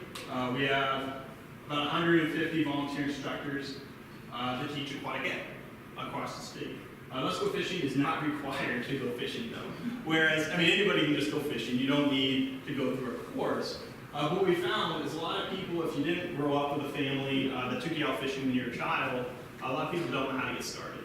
So things like they don't know how to put the worm on the hook, or don't even know they need to put a worm on the hook. Because there's a lot that goes into it when you start thinking about the regulations, basic aquatic ecology, things like that. So we have 150 instructors that teach us across the state. Each year we reach about 6,000 people through this program. And that's a combination of school groups, we do libraries. Past several years we go down to Windsor Library. I mentioned we're already going up to Waterbury this year. And those focus on everything from just a basic education program, which will be covering things like how to cast, your regulations, some basic aquatic ecology, things like that, to an advanced program, which could be anything from targeting specific species. So some that we have coming up, or the trout one I mentioned, but it was fly fishing is a popular one with people, because that can be a real big hurdle to get started with. Or things as simple as fishing for panfish with artificial lures. Kind of going that next step. A lot of people just fish with worms, and once you kind of transition to artificials, it can be another hurdle. And so we do courses that teach people what type of lures to use and how to get started. So Let's Go Fishing itself has 4 main themes that we like to follow. So basically what I want to stress in this program is it's not just about fishing. We get that a lot. It's all right, so we showed up, we're going to go fishing now. It's no, there's a lesson that goes with it. So usually most programs are going to go for about an hour and a half to 2 hours of a lesson. It's usually hands-on. And then they go out and they conclude with fishing. That way we're covering a lot of different things. So 4 main things: your hands-on experience, which is usually covered near the end of the course. But that will also include casting practice and things like that. Aquatic ecology and habitat management are always 2 big things that we cover. We actually have a really neat activity that's called, you can see it's kind of on that table, but you can't see what it is. It's called Build a Pond, where we actually take a felt pond and we build up the pond with everything that will be in it. So everything from rocks to aquatic plants, things like that. If you ask a group of kids, or even a lot of adults for that matter, what's in a pond? Fish. That's the only thing in a pond. There's a lot more. Everything kind of works together though. You have, right down to the insects, the aquatic plants, everything has to be there. And then when you're going to go fishing, that kind of plays into effect is you got to fish the right spot. If you just pick a random spot on shore, there might be fish there, but it might not be what you're targeting. And kind of understanding those basic concepts is really important. Third thing kind of ties in all of that, which is important habitat conservation. So that would be talking about some of the habitat work that we do as a department. That's really one of our, whether it's with anything like deer or fish, it all comes down to habitat conservation, preserving those habitats. Particularly in Vermont, when it comes to fish, after Eileen went through, it did a lot of damage. All the streams got straightened out and things like that, so we usually use that as an example. And then ethics would be the 4th one we covered. So ethics is everything from just your doing what's right when nobody's watching, but also understanding the regulation guide, which can be a big hurdle for a lot of people.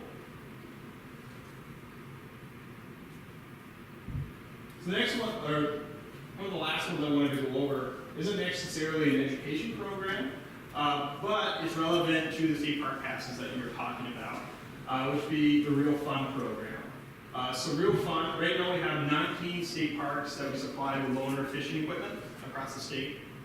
So it's not an education program. Essentially all it is we gave 19 state parks have 3 fishing rods and 3 tackle boxes that are fully equipped. So it's got everything that people need to go out there and go fishing for the day, and they're free to rent out. So it'd be just like if you want to check out like a volleyball or something. You just go up to the state park contact station, and you can loan out the tackle kit and the rod. I can tell you right now, all the kit's in really good shape because it's sitting in my garage ready to go out for the year. But the state parks do a good job at keeping it kind of updated throughout the season. Because once a few kids use it, it does get a little beat up. But they do a really good job of making sure that they're not knotted. So if somebody comes and checks out a rod, they're getting one that's in good shape. They're not getting a crow's nest or anything like that. But there's no cost to it. It's open to anybody, so you don't have to be a Vermont resident or anything like that. You do have to have a Vermont fishing license, though, if you're going to use it. Kids, though, fish for free anyway. So if they're 14 and under, there's no fishing license needed. Once they turn 15, then they would need a fishing license. But if anybody that wants to use the Real Fun program, all of these state parks sell the fishing licenses right at the parks as well. And they can also purchase it right on their phone now. So as long as you don't have to have the hard copy license, you can save it right on your phone as long as you can easily access it. You can't sit there and buy it right in front of us. But as long as you have it like saved in a photo or whatever on your phone, that counts as your fishing license. But it just has to be easily accessible. You can't sit there and go onto the website while you're getting shit. So these are the parks that are actually participating in the Real Fun program right now. So I'm not going to read through the list of them, but this should be a state park near you. If you know of a park that's not on here that has water, like Granbury, for example. Granbury over in Dunmore, we had originally had Real Fun kits at it. It just doesn't make sense for that particular park. There's not a, they have a nice swimming area, but there's not enough room for people to fish there. So that's why, if you know of a park that's near you that is on the water, that's probably why it's not listed. Is it's just not suitable for shore fishing. It might be more suitable for going from a boat, but most people that would be out there with a boat already have their fishing equipment. So it doesn't make sense for us to supply.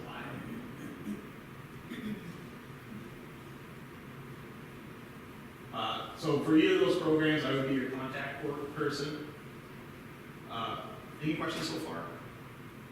Is there a charge for the education programs for Nope. like librarians or teachers? Nope, we never charge. So They actually, backtracking real quick from what I just said, never charge.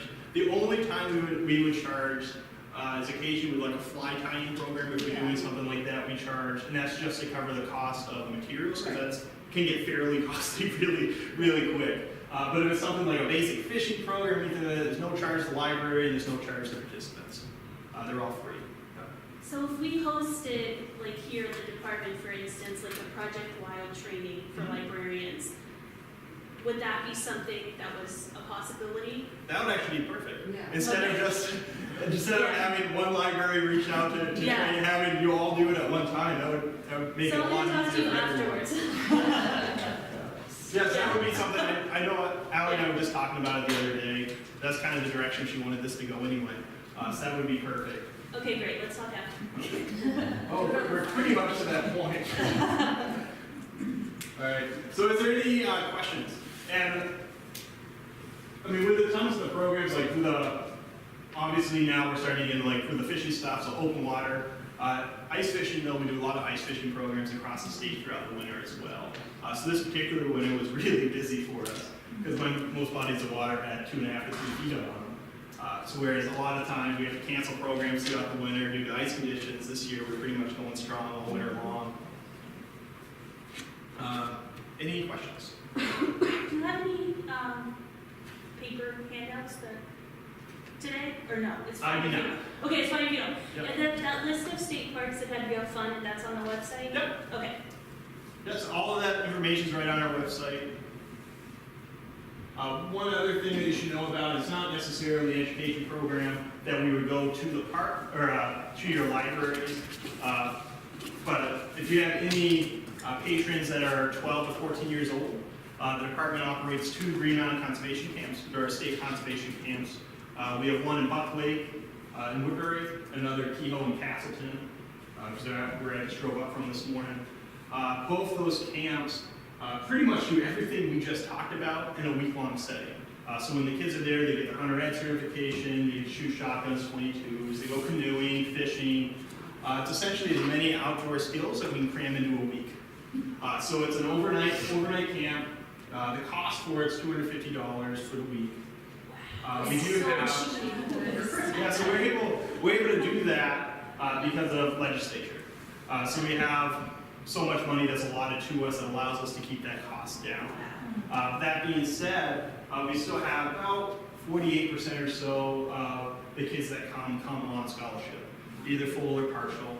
We have income-based scholarships, but we also have a lot of fish and game clubs across the state, like the Bear Hounds Association. They all sponsor kids.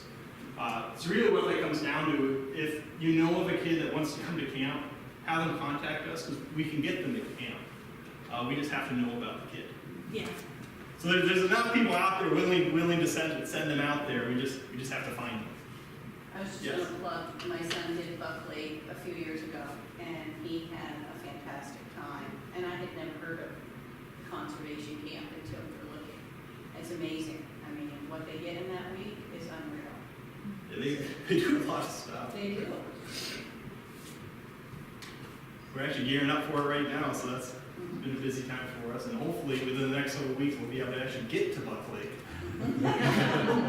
That's always our biggest hurdle when it comes to opening it up, is, well, we need to be able to actually get there before the kids arrive. But is there any questions about anything else? What did you ages for the camp are 12 to 14. And I actually do have brochures on that. I can grab right now.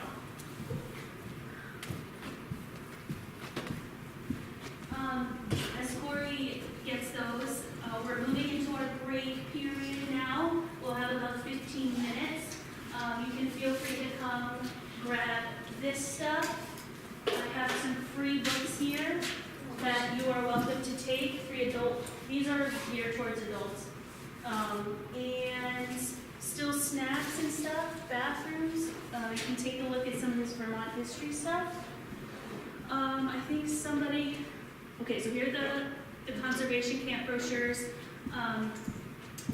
Somebody had expressed an interest in a tour of the building, so if you are interested in that, I can do a quick, or maybe Josh can do a quick tour with anybody who's interested in that, and then I can get us set up for the next part of the day. Sound good? Nice, okay, so let's plan on coming back together 11:05-ish, 11:10, we could push it a little bit more. Ready to go at 11:15-ish. Ready to start. Perfect. Let's give Corey a round of applause.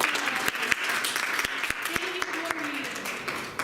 Well, if any of you have any questions, just reach out to me. You can find my info right on the web, or it's just on the slideshow 5 seconds ago. But anytime you have any questions about any of the ed programs we do, just reach out and we can set something up for your library. Or really the best way to go is definitely do a training. Because that way you're not, our schedules get really busy this time of year. And especially even with the ice fishing stuff this winter, that's usually when it slows down for us. So if we have a But project, going through a training yeah. would probably be the best route. There's a Let's Go Fishing training Saturday if anybody's interested. So if we had a training like that here in the department, you think there would be like interest in that? Yeah? Yeah, okay, so I'll talk to Corey about that before he leaves today. All right, thank you.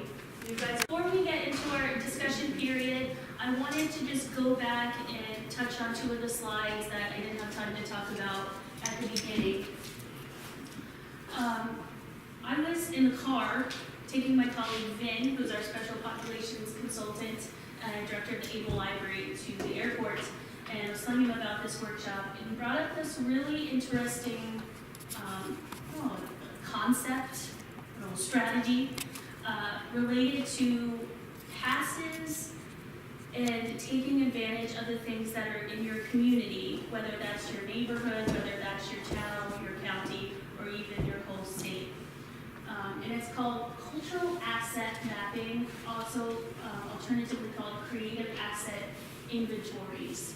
So in the Marketing 101 workshop, we talked about doing focus groups, interviews, surveys with your community members to find out what they need. And this kind of takes that same concept, but is trying to identify important institutions in your community that people could visit or people they could talk to that would just enrich them. So for example, the example Vin gave to me was that he used to work at the Children's Museum. I think it was in Boston. And in the city, like Boston, they're just surrounded by all of these insane cultural things to visit. Kids who maybe have working parents who can't take them, or there's an income issue, or they just don't even know it's there and it's literally right down the street. And I'm sure that a lot of your patrons are unaware of all the fantastic things that are in the community that may be just down the street. So while you're in the process of doing your market research for your marketing efforts, you can also keep this in the back of your mind to do a creative asset inventory. So in your pile of handouts, somewhere,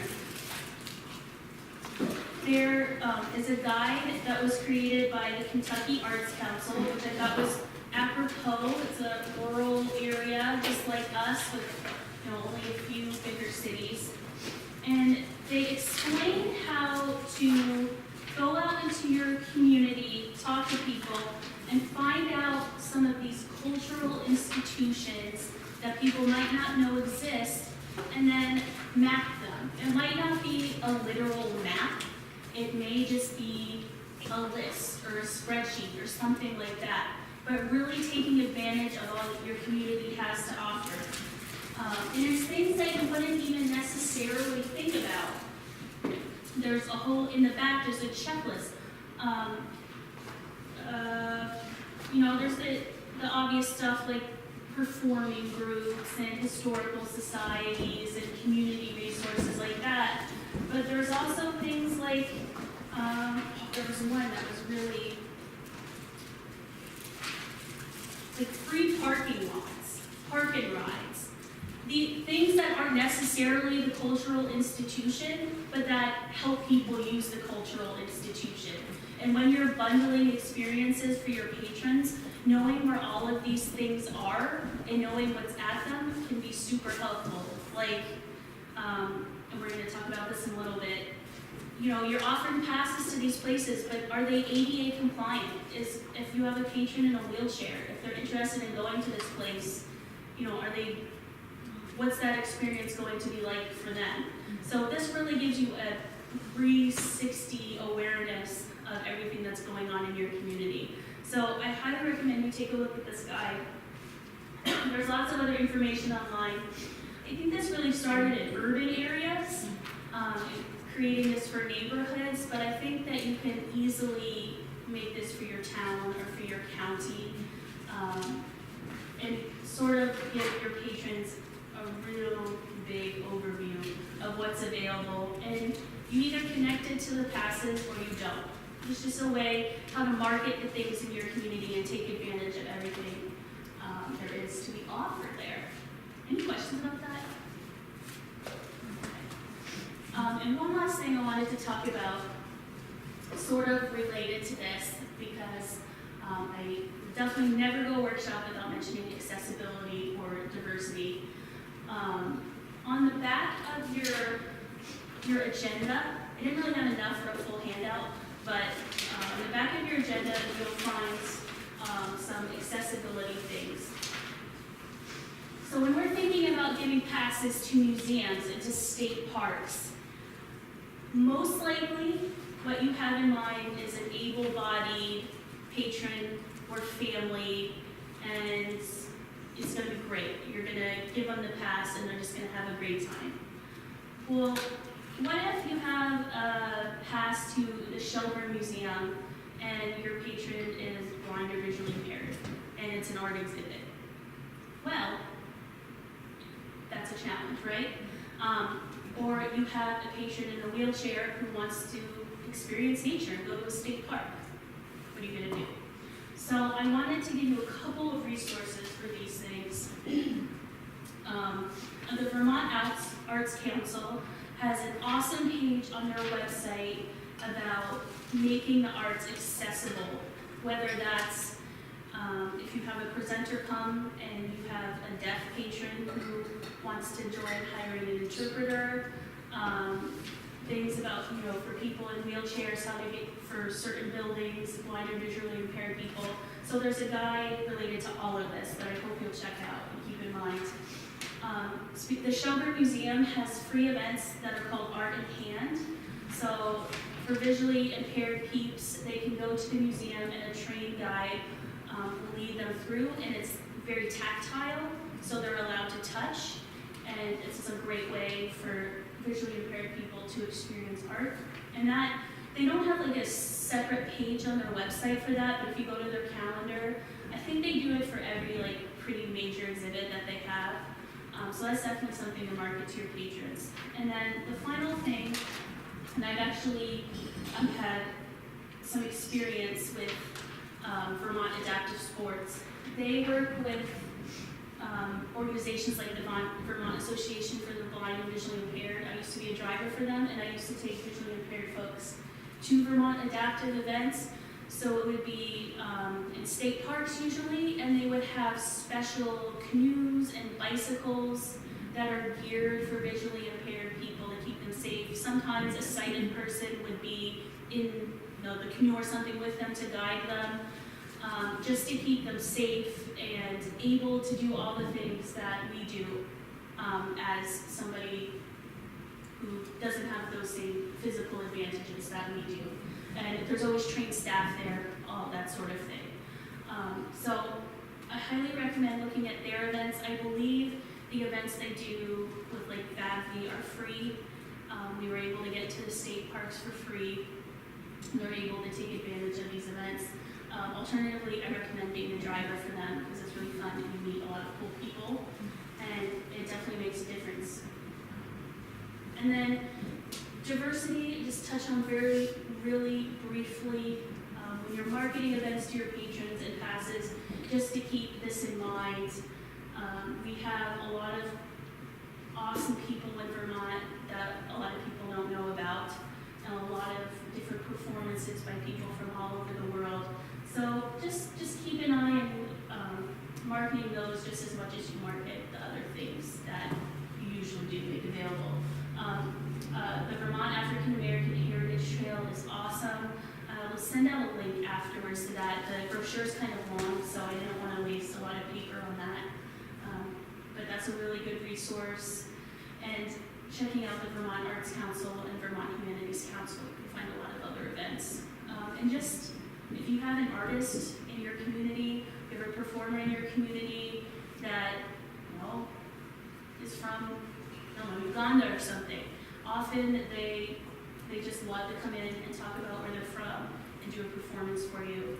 And I know that the library, a vivid memory I had as a child is going to my local library for a Chinese New Year celebration, and that's the first time I learned about it. And it was, there are a bunch of things like that where the library opened me to different parts of the world and different traditions, so highly recommend doing that.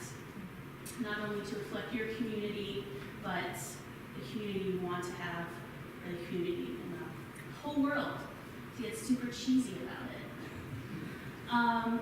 If you have any questions about that, just let me know. If you're worried about accessibility, not worried, that's another word. If you're thinking about accessibility and how to make any services available to your patrons, please reach out to Vin, our special populations consultant. He is happy to help you with things or get you in touch with people who can be able to help you. I'm going to do a quick plug for another workshop at the end of the month about assistive technology that Vin will be doing with Vermont Assistive Technology. I think that's what it's called, about reaching those patrons who need it. Okay, so we're moving into this group discussion period, and this is the biggest feedback I got from the last workshop, is that the discussion period wasn't long enough, and often that's the most useful part of the whole workshop, is you guys getting able to talk to each other. So I put these big pieces of paper on the table.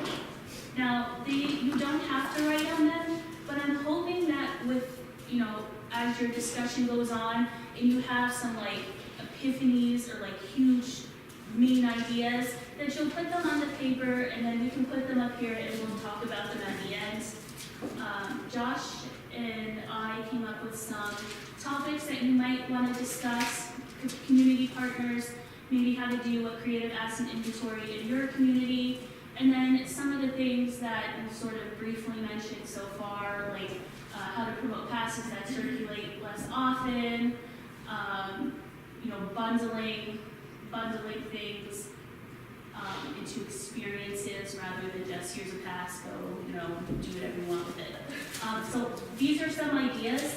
You can take the conversation wherever you want, whatever's most useful for you, even if it isn't about passes and you want to talk about something totally different. Don't care.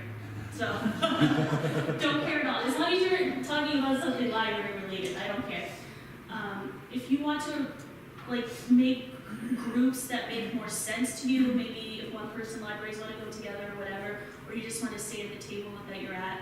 But if you can have maybe 3 things on the big paper by the end, that would be really helpful. I have pens up here if you need. I have little note cards if that's helpful. If you need another sheet of paper, you can go get one. And I'm gonna let's see, it's 11:30. Okay, so we're about 15 minutes or so behind on this, which is totally fine. So let's say 12:30. Let's plan on an hour, but if we're all sitting here at 45 minutes being like, eat, then we'll change the schedule around. Again, during this time, feel free to grab snacks, use the restroom, whatever. But I'm gonna stop talking and you guys can like do stuff. So yeah.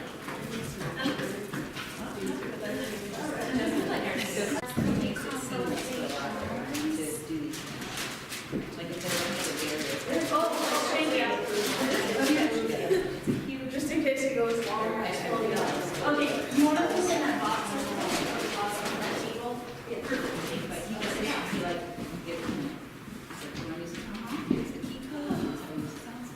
All right, I hope everyone found this useful.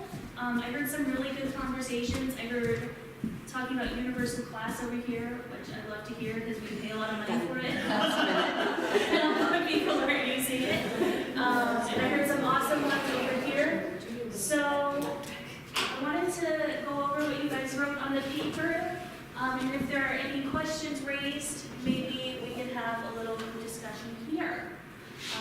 So this is the blue group over on this side. And their first discussion point was rule about reserving passes. Are all passes signed out for 2 or 3 days? Who sets that load period? So we don't have any rules for how you guys circulate them to your patrons. Yeah. I was told like way back that we couldn't allow people to reserve passes ahead of time. I am unaware, since I've taken over this program, of any rules that we have about circulating these to your patrons. Okay, because sometimes people say, well, that doesn't help me, if I can't reserve it ahead of time because Yeah. if I don't have the pass, we can't go. No, generally people have been reserving passes. It's whatever works for your community. Okay. So yeah, whatever works for your community. We don't set any rules on that. Can I Yeah. follow up on that? How many people allow holds on passes? And does anybody, and those work like book holds, or No. you pick a time? It's a very complicated process, That's sort of what I thought was going to be the answer. I put mine on but it hold, works. like a book, Okay. because I have them all cataloged. Yeah. So I put them on hold. And one more time period on passes. What's your lending period? 3 days. 3 days? There's more. 2. Yeah. I think there's a lot of variation. I know Yeah. what we did at Vermont, so I have that in my head, but I think people do a lot of different. What did you do at Vermont? Vernon, we treated them like books, so you get on the list, but you obviously didn't have any control over when it actually came out. Right. And we lent them for a week to make sure that people had them for the weekend, but it meant only 10 people got them during the summer, so it's a real downside as well. Yeah. Yeah. You'll have to find a happy medium for your community, but there are no rules from us. So Because I'm thinking back when I first started working part-time, and 10 years ago, I thought that they said, well, the Department of Libraries provides these passes and we're not allowed to, hold them for people or reserve them. It's a first come, first served purpose. Possible that was I guidance that we yeah, were giving at some point. yeah, no one has ever told me that. So Well, that's good. I think you're That's- safe to operate however you see fit. If anyone wants to hear about our very complicated, but it worked, process, I'm happy to share it with you. Remember, process is one of the 7 P's of marketing, so you gotta make it as easy as possible for the patron. But it's easy for the patron. Oh, that's good. Okay. I'll do for staff. That's good. Okay, the hidden complications. That's great. So the next one was partner with Historical Society to market passes. Has anyone done that already? No, but that's, well, their planning commission wants to have a Vermont history trivia night, and they didn't know about the kit. The kit, it's like ready-made for you. It's ready-made. Yeah, because we did that as part of our holiday party, we did trivia contests, like, and had prizes and stuff, so they want to do it as part of, because we are in the process of, building a new village core, we're in the planning process. Oh, yes. So we're having a community celebration, we're writing a grant right now for that, and that's part of it. That's great, well, you have one ready-made. I think I'm interested to hear about your guys' experience with this, so if you do it, share widely. Marketing, advertising, all state parks, not just local ones, good idea. That real fun program, that fishing program, I think will be a big draw for you. I was gonna say something and it just totally escaped me. Passes, state parks. Nope, no, it's not none of that. Put passes on a keychain. I think that's a good idea. I think that's a really good idea, especially the state parks one. People just put on their keys or something, and I really like that idea. Make a display for passes. Has anyone done this already? So what were some of the display ideas that came up during that And conversation? in out, like if you have it on the wall, and where people can walk in and just see if it's in or out, you can just have a slide, you know. Oh, that's a good idea. I like that. Yeah, so that wasn't my idea, it was one of you guys. I had the idea of like putting like a list on the door of the stuff they had, like for passes. Yeah, I know I see lists a lot on people's websites, Yeah. which I think is fantastic, but a list just right out there when they walk in the library is good too, for your non-tech people. Plus, if you don't feel comfortable talking to like people, you can just like look at the list and be like, oh, they have this one? Okay, then. Yeah, it's a go good in idea. And ask for it, not have like a huge drawn out conversation about it. Yeah. I think when people come in to get a library card, we should have a quick reference list that we hand them of all the services we offer. Because I don't like our website, I think it's cumbersome to find all the information. You can find it, but you go, okay.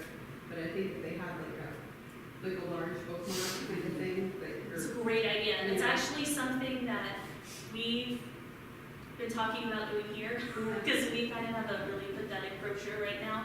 I think it's a great idea. I think something like a refrigerator magnet type of thing, I think would be good. And it's also cheap. Yeah. It's a good idea. Passes or punch cards for fun spots. That could be taken a different way. We put an example up there. Yeah, no, I think that's funny. Private recreation areas, example, Catamount Family Center. So this was recommended, what did we do? I can't remember. Somebody, when I asked about which passes people had, this was on there. I think that's a great idea. I was having a hard time getting in touch with them, so I didn't put it on the big list.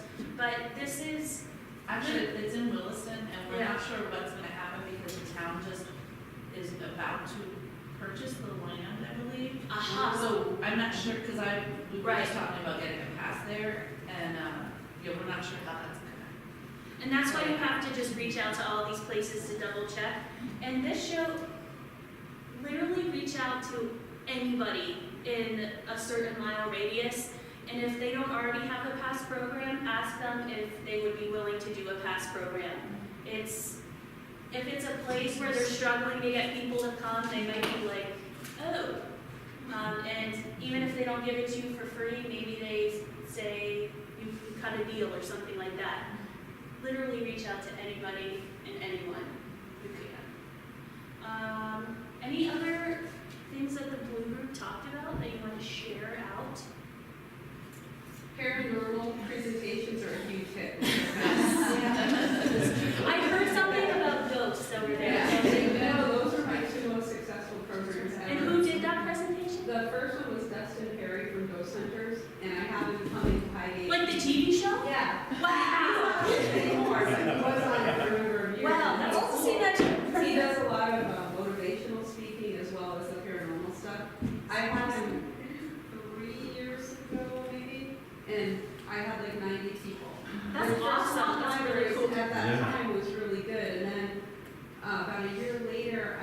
the paranormal investigators of New England, led by Mike Zarni from 92.9.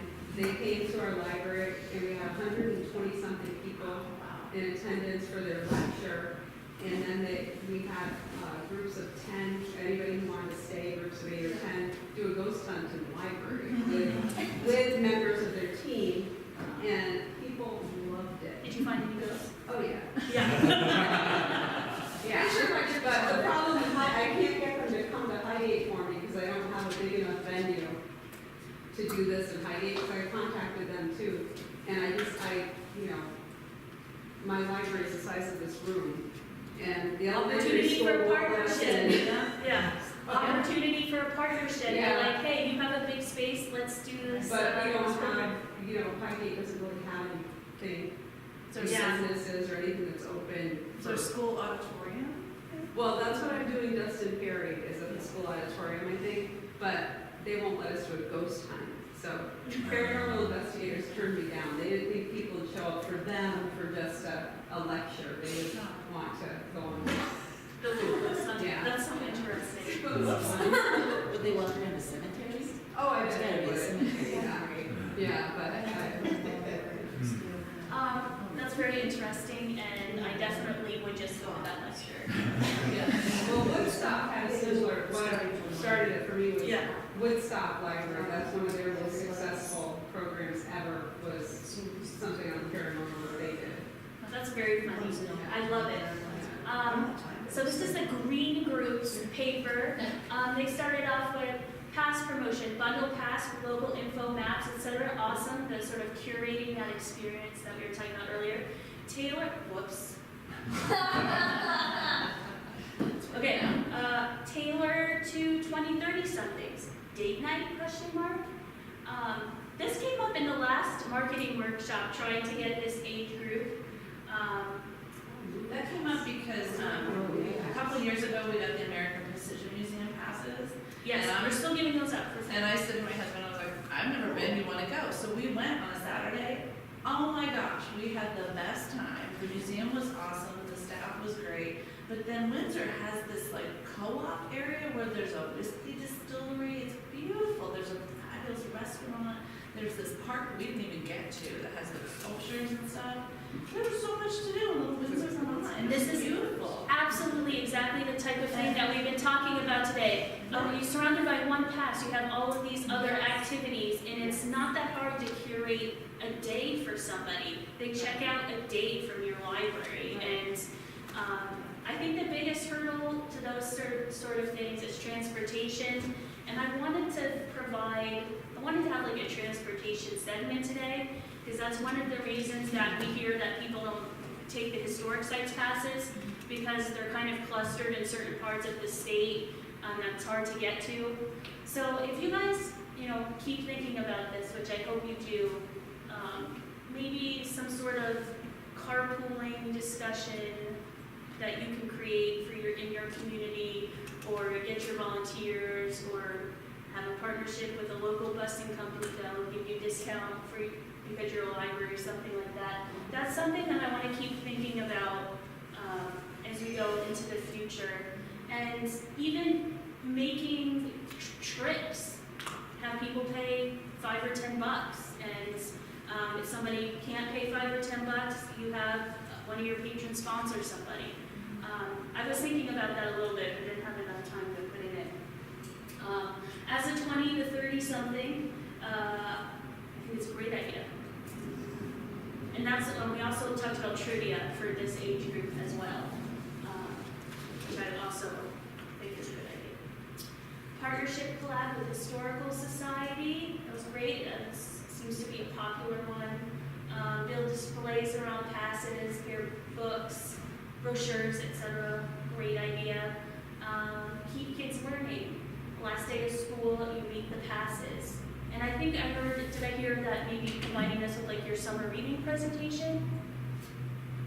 We said keep the learning alive. We said, Yeah. we have a little thing, the last day of school, invite the parents who are waiting for their kids, come into the library. Keep the learning alive all summer. Have like an open house. Yeah. And I know a lot of your youth librarians for some of you, you are the youth librarian, but going to schools and do summer reading presentations, it's easy to just tack that on at the end of a presentation. Your kids, you can also send something home with the kids, they might not remember that, especially if there's other really exciting things in your presentation, but easy thing to just type in. Is there anything else you guys talked about that you want to share? Well, you just mentioned to send home with the kids, make up a flyer for last day of school Yeah. to send home with the kids with everything you have, Yeah. or even a week before, hey parents, we're having some reviews. coffee and donuts or something. Yeah, summer reading, like open house, whatever. We can do that for super cheap. Some schools are kind of like nitpicky about what they send home with kids, but in my experience, the local library is on the fly list, not the no-fly list. I don't think there's like an opposite to the no-fly list, is there? There's just everybody else? I have no idea. I'm gonna leave these up on the board so you can look at them if you'd like. So we're almost done. We have about 15 minutes left. I want to quickly talk about one last thing and then do some housekeeping things, and then you can leave and never come back. Never come back. Whatever you want. I gotta come back on Friday. I'm back to work here. Oh, that's good. Okay, definitely come back if you have to work here. I'm not going to talk about that yet. So, library passport program. Who's heard of it? Yes. Okay, some people who have it, that's good. So a couple of years ago, the Vermont Library Association started this program called the Vermont Passport Program, or Passport to Vermont Libraries. And it looks like this. So the idea is that libraries would get a bunch of these passports and give them out to patrons, and patrons would be invited to go to all the libraries they could in one summer. I think it was like June 1st to August 31st, something like that, in a set period of time.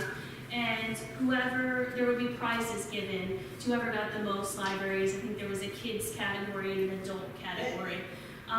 This past summer, they didn't do it, but we, with our help, VLA is going to do this program again. So it's on track to be done again. They're hoping to give out some of these at the VLA conference, and anyone else who's interested, we will distribute them for you. So this is what it looks like. Passport belongs to whatever my home library's blog. People get them at their home library, and then they would go wherever they want. They just go up to the circ desk usually and just get a stamp in there. I did this program in the summer of 2016. I had just started working here at the department, and I love going on road trips, so I was like, this is perfect for me. And that summer I got, I think, about 100 libraries. And as somebody who was going to be working with all Vermont libraries, it was invaluable. I knew the whole map of the state. When you guys email me and you're like, I'm from this library, I'm like, oh yeah, I can picture it in my head. For anyone in the library field in Vermont, I think you should do it too. I didn't win a prize. Usually the people who don't have to work, Monday through Friday are the winners. And I'm going to actually read one of their experiences soon. But this is on the horizon. So how easy would it be to tack this on to literally any program you do? A pass. You have a pass. It's going to be in a state park, and the next town over will be like, oh, bring your passport and go get your stamp before you leave. It's so easy. And Joy Warland, our continuing education consultant, she was going to be here today, but she's suddenly ill and had to stay home. So I just wanted to tell you some of the things that she had to say about the passport program. She said, this whole program highlights how marketing is telling a story, and you can use this as an advocacy tool and really get people to come to your library, not just to get a stamp, but because of all the unique things that your particular library offers. I remember when I went to the McClure Library, which is near your library, they told me about the glass ceiling at the West Rutland Library. It used to be glass. Yes. Yeah, it used to be. Painted, It yes. used to be glass, and then when women started using the library, they had to paint it because you could see up their skirts. So that was something I learned when I got a stamp on my passport. I don't think I ever made it inside to West Rutland, but things like that. It's advocacy. This is perfect for social media. People tag your library when they go. It just really gets the word out there, and all those fun things that we know about Vermont, all those special things, the wider community will learn about as well. So Joy sent me an essay that was written by a couple that did this passport program, and it's a little long, but I think it's worth it. And I used to do this too. I would used to take a Saturday and the night before go on Google Maps and look at when the libraries are open and sort of plan exactly my trip to make sure I was hitting everything at the same time.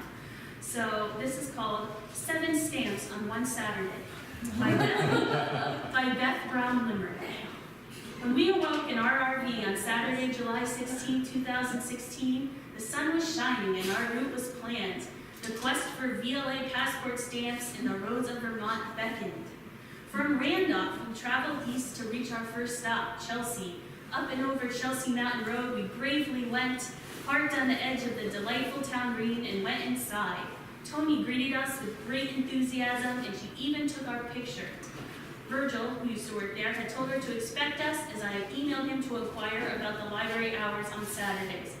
Opportunity to provide excellent customer service and really increase the reputation of your library. I had a problem when I went to libraries of people not knowing about this program, so they're like, what stamp? Like, what do you mean? I'm hoping that will not be the case this time and we get the word out, but there are 183 libraries and some of them, own little planet. Next, we traveled to Washington for the second Orange County stamp. The plan was to be the one to take the pictures from now on, so I snapped one of the librarian after she stamped my passport. Off we went to connect with Route 302 and drove east to Groton. The library is open for 2 hours on Saturday from 10 to noon, but we hit that window easily. It is now dubbed by us as the Purple Library. The entire interior is painted lavender and plum. It is not offensive, but it is different. We had planned to travel to Danville via Peachum for the second Caledonia County stamp, but when we saw the steep hill which starts the road from Groton, we decided not to take our RV that way. We ended up on I-91 North and went to Barnett. What a wonderful treat that proved to be. The library's old schoolhouse, and the librarian was most helpful and pleasant. 4 down, 2 counties done. Now we needed to travel to Island Pond for the one Essex County stamp I needed. Up I-91 to Lindenville, then north to Island Pond. On the newly paved secondary road we went, our longest distance between stops. When we arrived at 1:15, we were greeted by a sign on the door saying library was closed at noon. What? I knew the posted hours said open until 2 on Saturdays. We were on the verge of disappointment when a man came to the door to let us in. Great, all is well. John Zupa is a gem, and he talks a lot on the phone. That's what I can add to that. He spent a long time with us, stamped my passport, gave us 2 t-shirts for our 2 granddaughters, and even called ahead to the Derby Library to make sure they would be open when we got there. John gets our over and above award for this trip. When we reached Daly Memorial Library, that's where my mommy works, in Derby, it was indeed open, and they have a raffle going on for a gorgeous braided rug. My husband bought 6 tickets for this, but he will only need 1 to win. 6 down, 1 to go. Last stop of the day was at Newport and Goodrich Memorial Library. The upstairs of this building was remarkable. I took several pictures. And then she had included pictures with this, and she said, yes, the one of the grand piano was taken in the library. pretty impressive place. They show a movie at 1 p.m. on rainy days. They have the space to do this for sure. Woo, 4 counties done in 1 day. Time to relax at the campground for the night. So, not everybody who does this program will be as jazzed as this. But you can see the opportunity to provide awesome customer service, the opportunity to provide people from different parts of the state to give you money, like in your quilt raffle. And yeah, just showing off your library. It's a really cool program. I had a lot of fun doing it. I'm excited to get the other 83 libraries that I missed the previous summer, which I think a lot of your libraries in here. No, I've been to North Europe. I haven't been to Highgate. I've been to Essex. I've been to Bryan. No, I haven't been to West Rutland. I've been to Dorothy Alling a bunch of times. I haven't been to Brandon yet. Honestly, I gotta come in summer. That area, that northwestern part of the state is my least explored part, so. So that's it. Any questions about the passport program? Yeah. So is there a map with all the libraries on it? And Yeah. maybe the hours too might be kind of Yes, cool. so I think VLA, I was also gonna show you. But more people I think would do it, that's a little easier, you know? Yes, so let me, so this is what a stamped passport looks like. I actually, this summer I think I had like 3 passports because I filled out a bunch of them. And then this is the Facebook page. This is like such a weird screenshot for her to take. I don't know why she took a picture of this. VLA has some stuff on their website. I'm not sure if it's as detailed as that, but that probably sounds like something I'll end up doing for the party. So it sounds like exactly the type of project I would have. So it doesn't exist yet, but it probably will. On our website, we have some sort of map. That's a good way to describe it. Yeah. Some sort of map. At some point, we will have something else, but this is what we have right now. So this is what we have right now, which admittedly Okay, that's impressive. is super helpful, right? So you might want to be like, here's this roadmap. Here's a list of libraries, and there you go. I mean, at this point, I know every single town that does or doesn't have a library. But Do we have the most libraries per capita? Like, yes, I thought so. yeah, I believe we do. Say so. I think April had to send a postcard to some kid in California with a fun Vermont fact, and I think that was her Vermont fact. Good and bad, but unique situation for sure. But we will work on that. The directory is also on the Right. site, which does have all the hours and addresses, though it also includes all the school libraries and the academic libraries and the special libraries, so it's kind of a lot to go through Yeah, for so a let me, patron. so the library directory is a PDF, and I will do a plug. We will accept changes that you want to make to your library via the web form. We've added an opportunity to add social media and all that kind of stuff. So our colleague Linda Bullard does that. So definitely do that if you haven't already, so people know all the current info. All right. Any other questions about the passport program? We'll be sending out more information soon.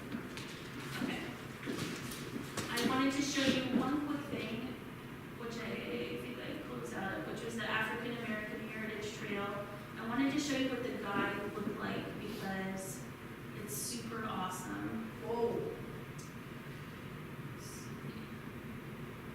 So this is a PDF.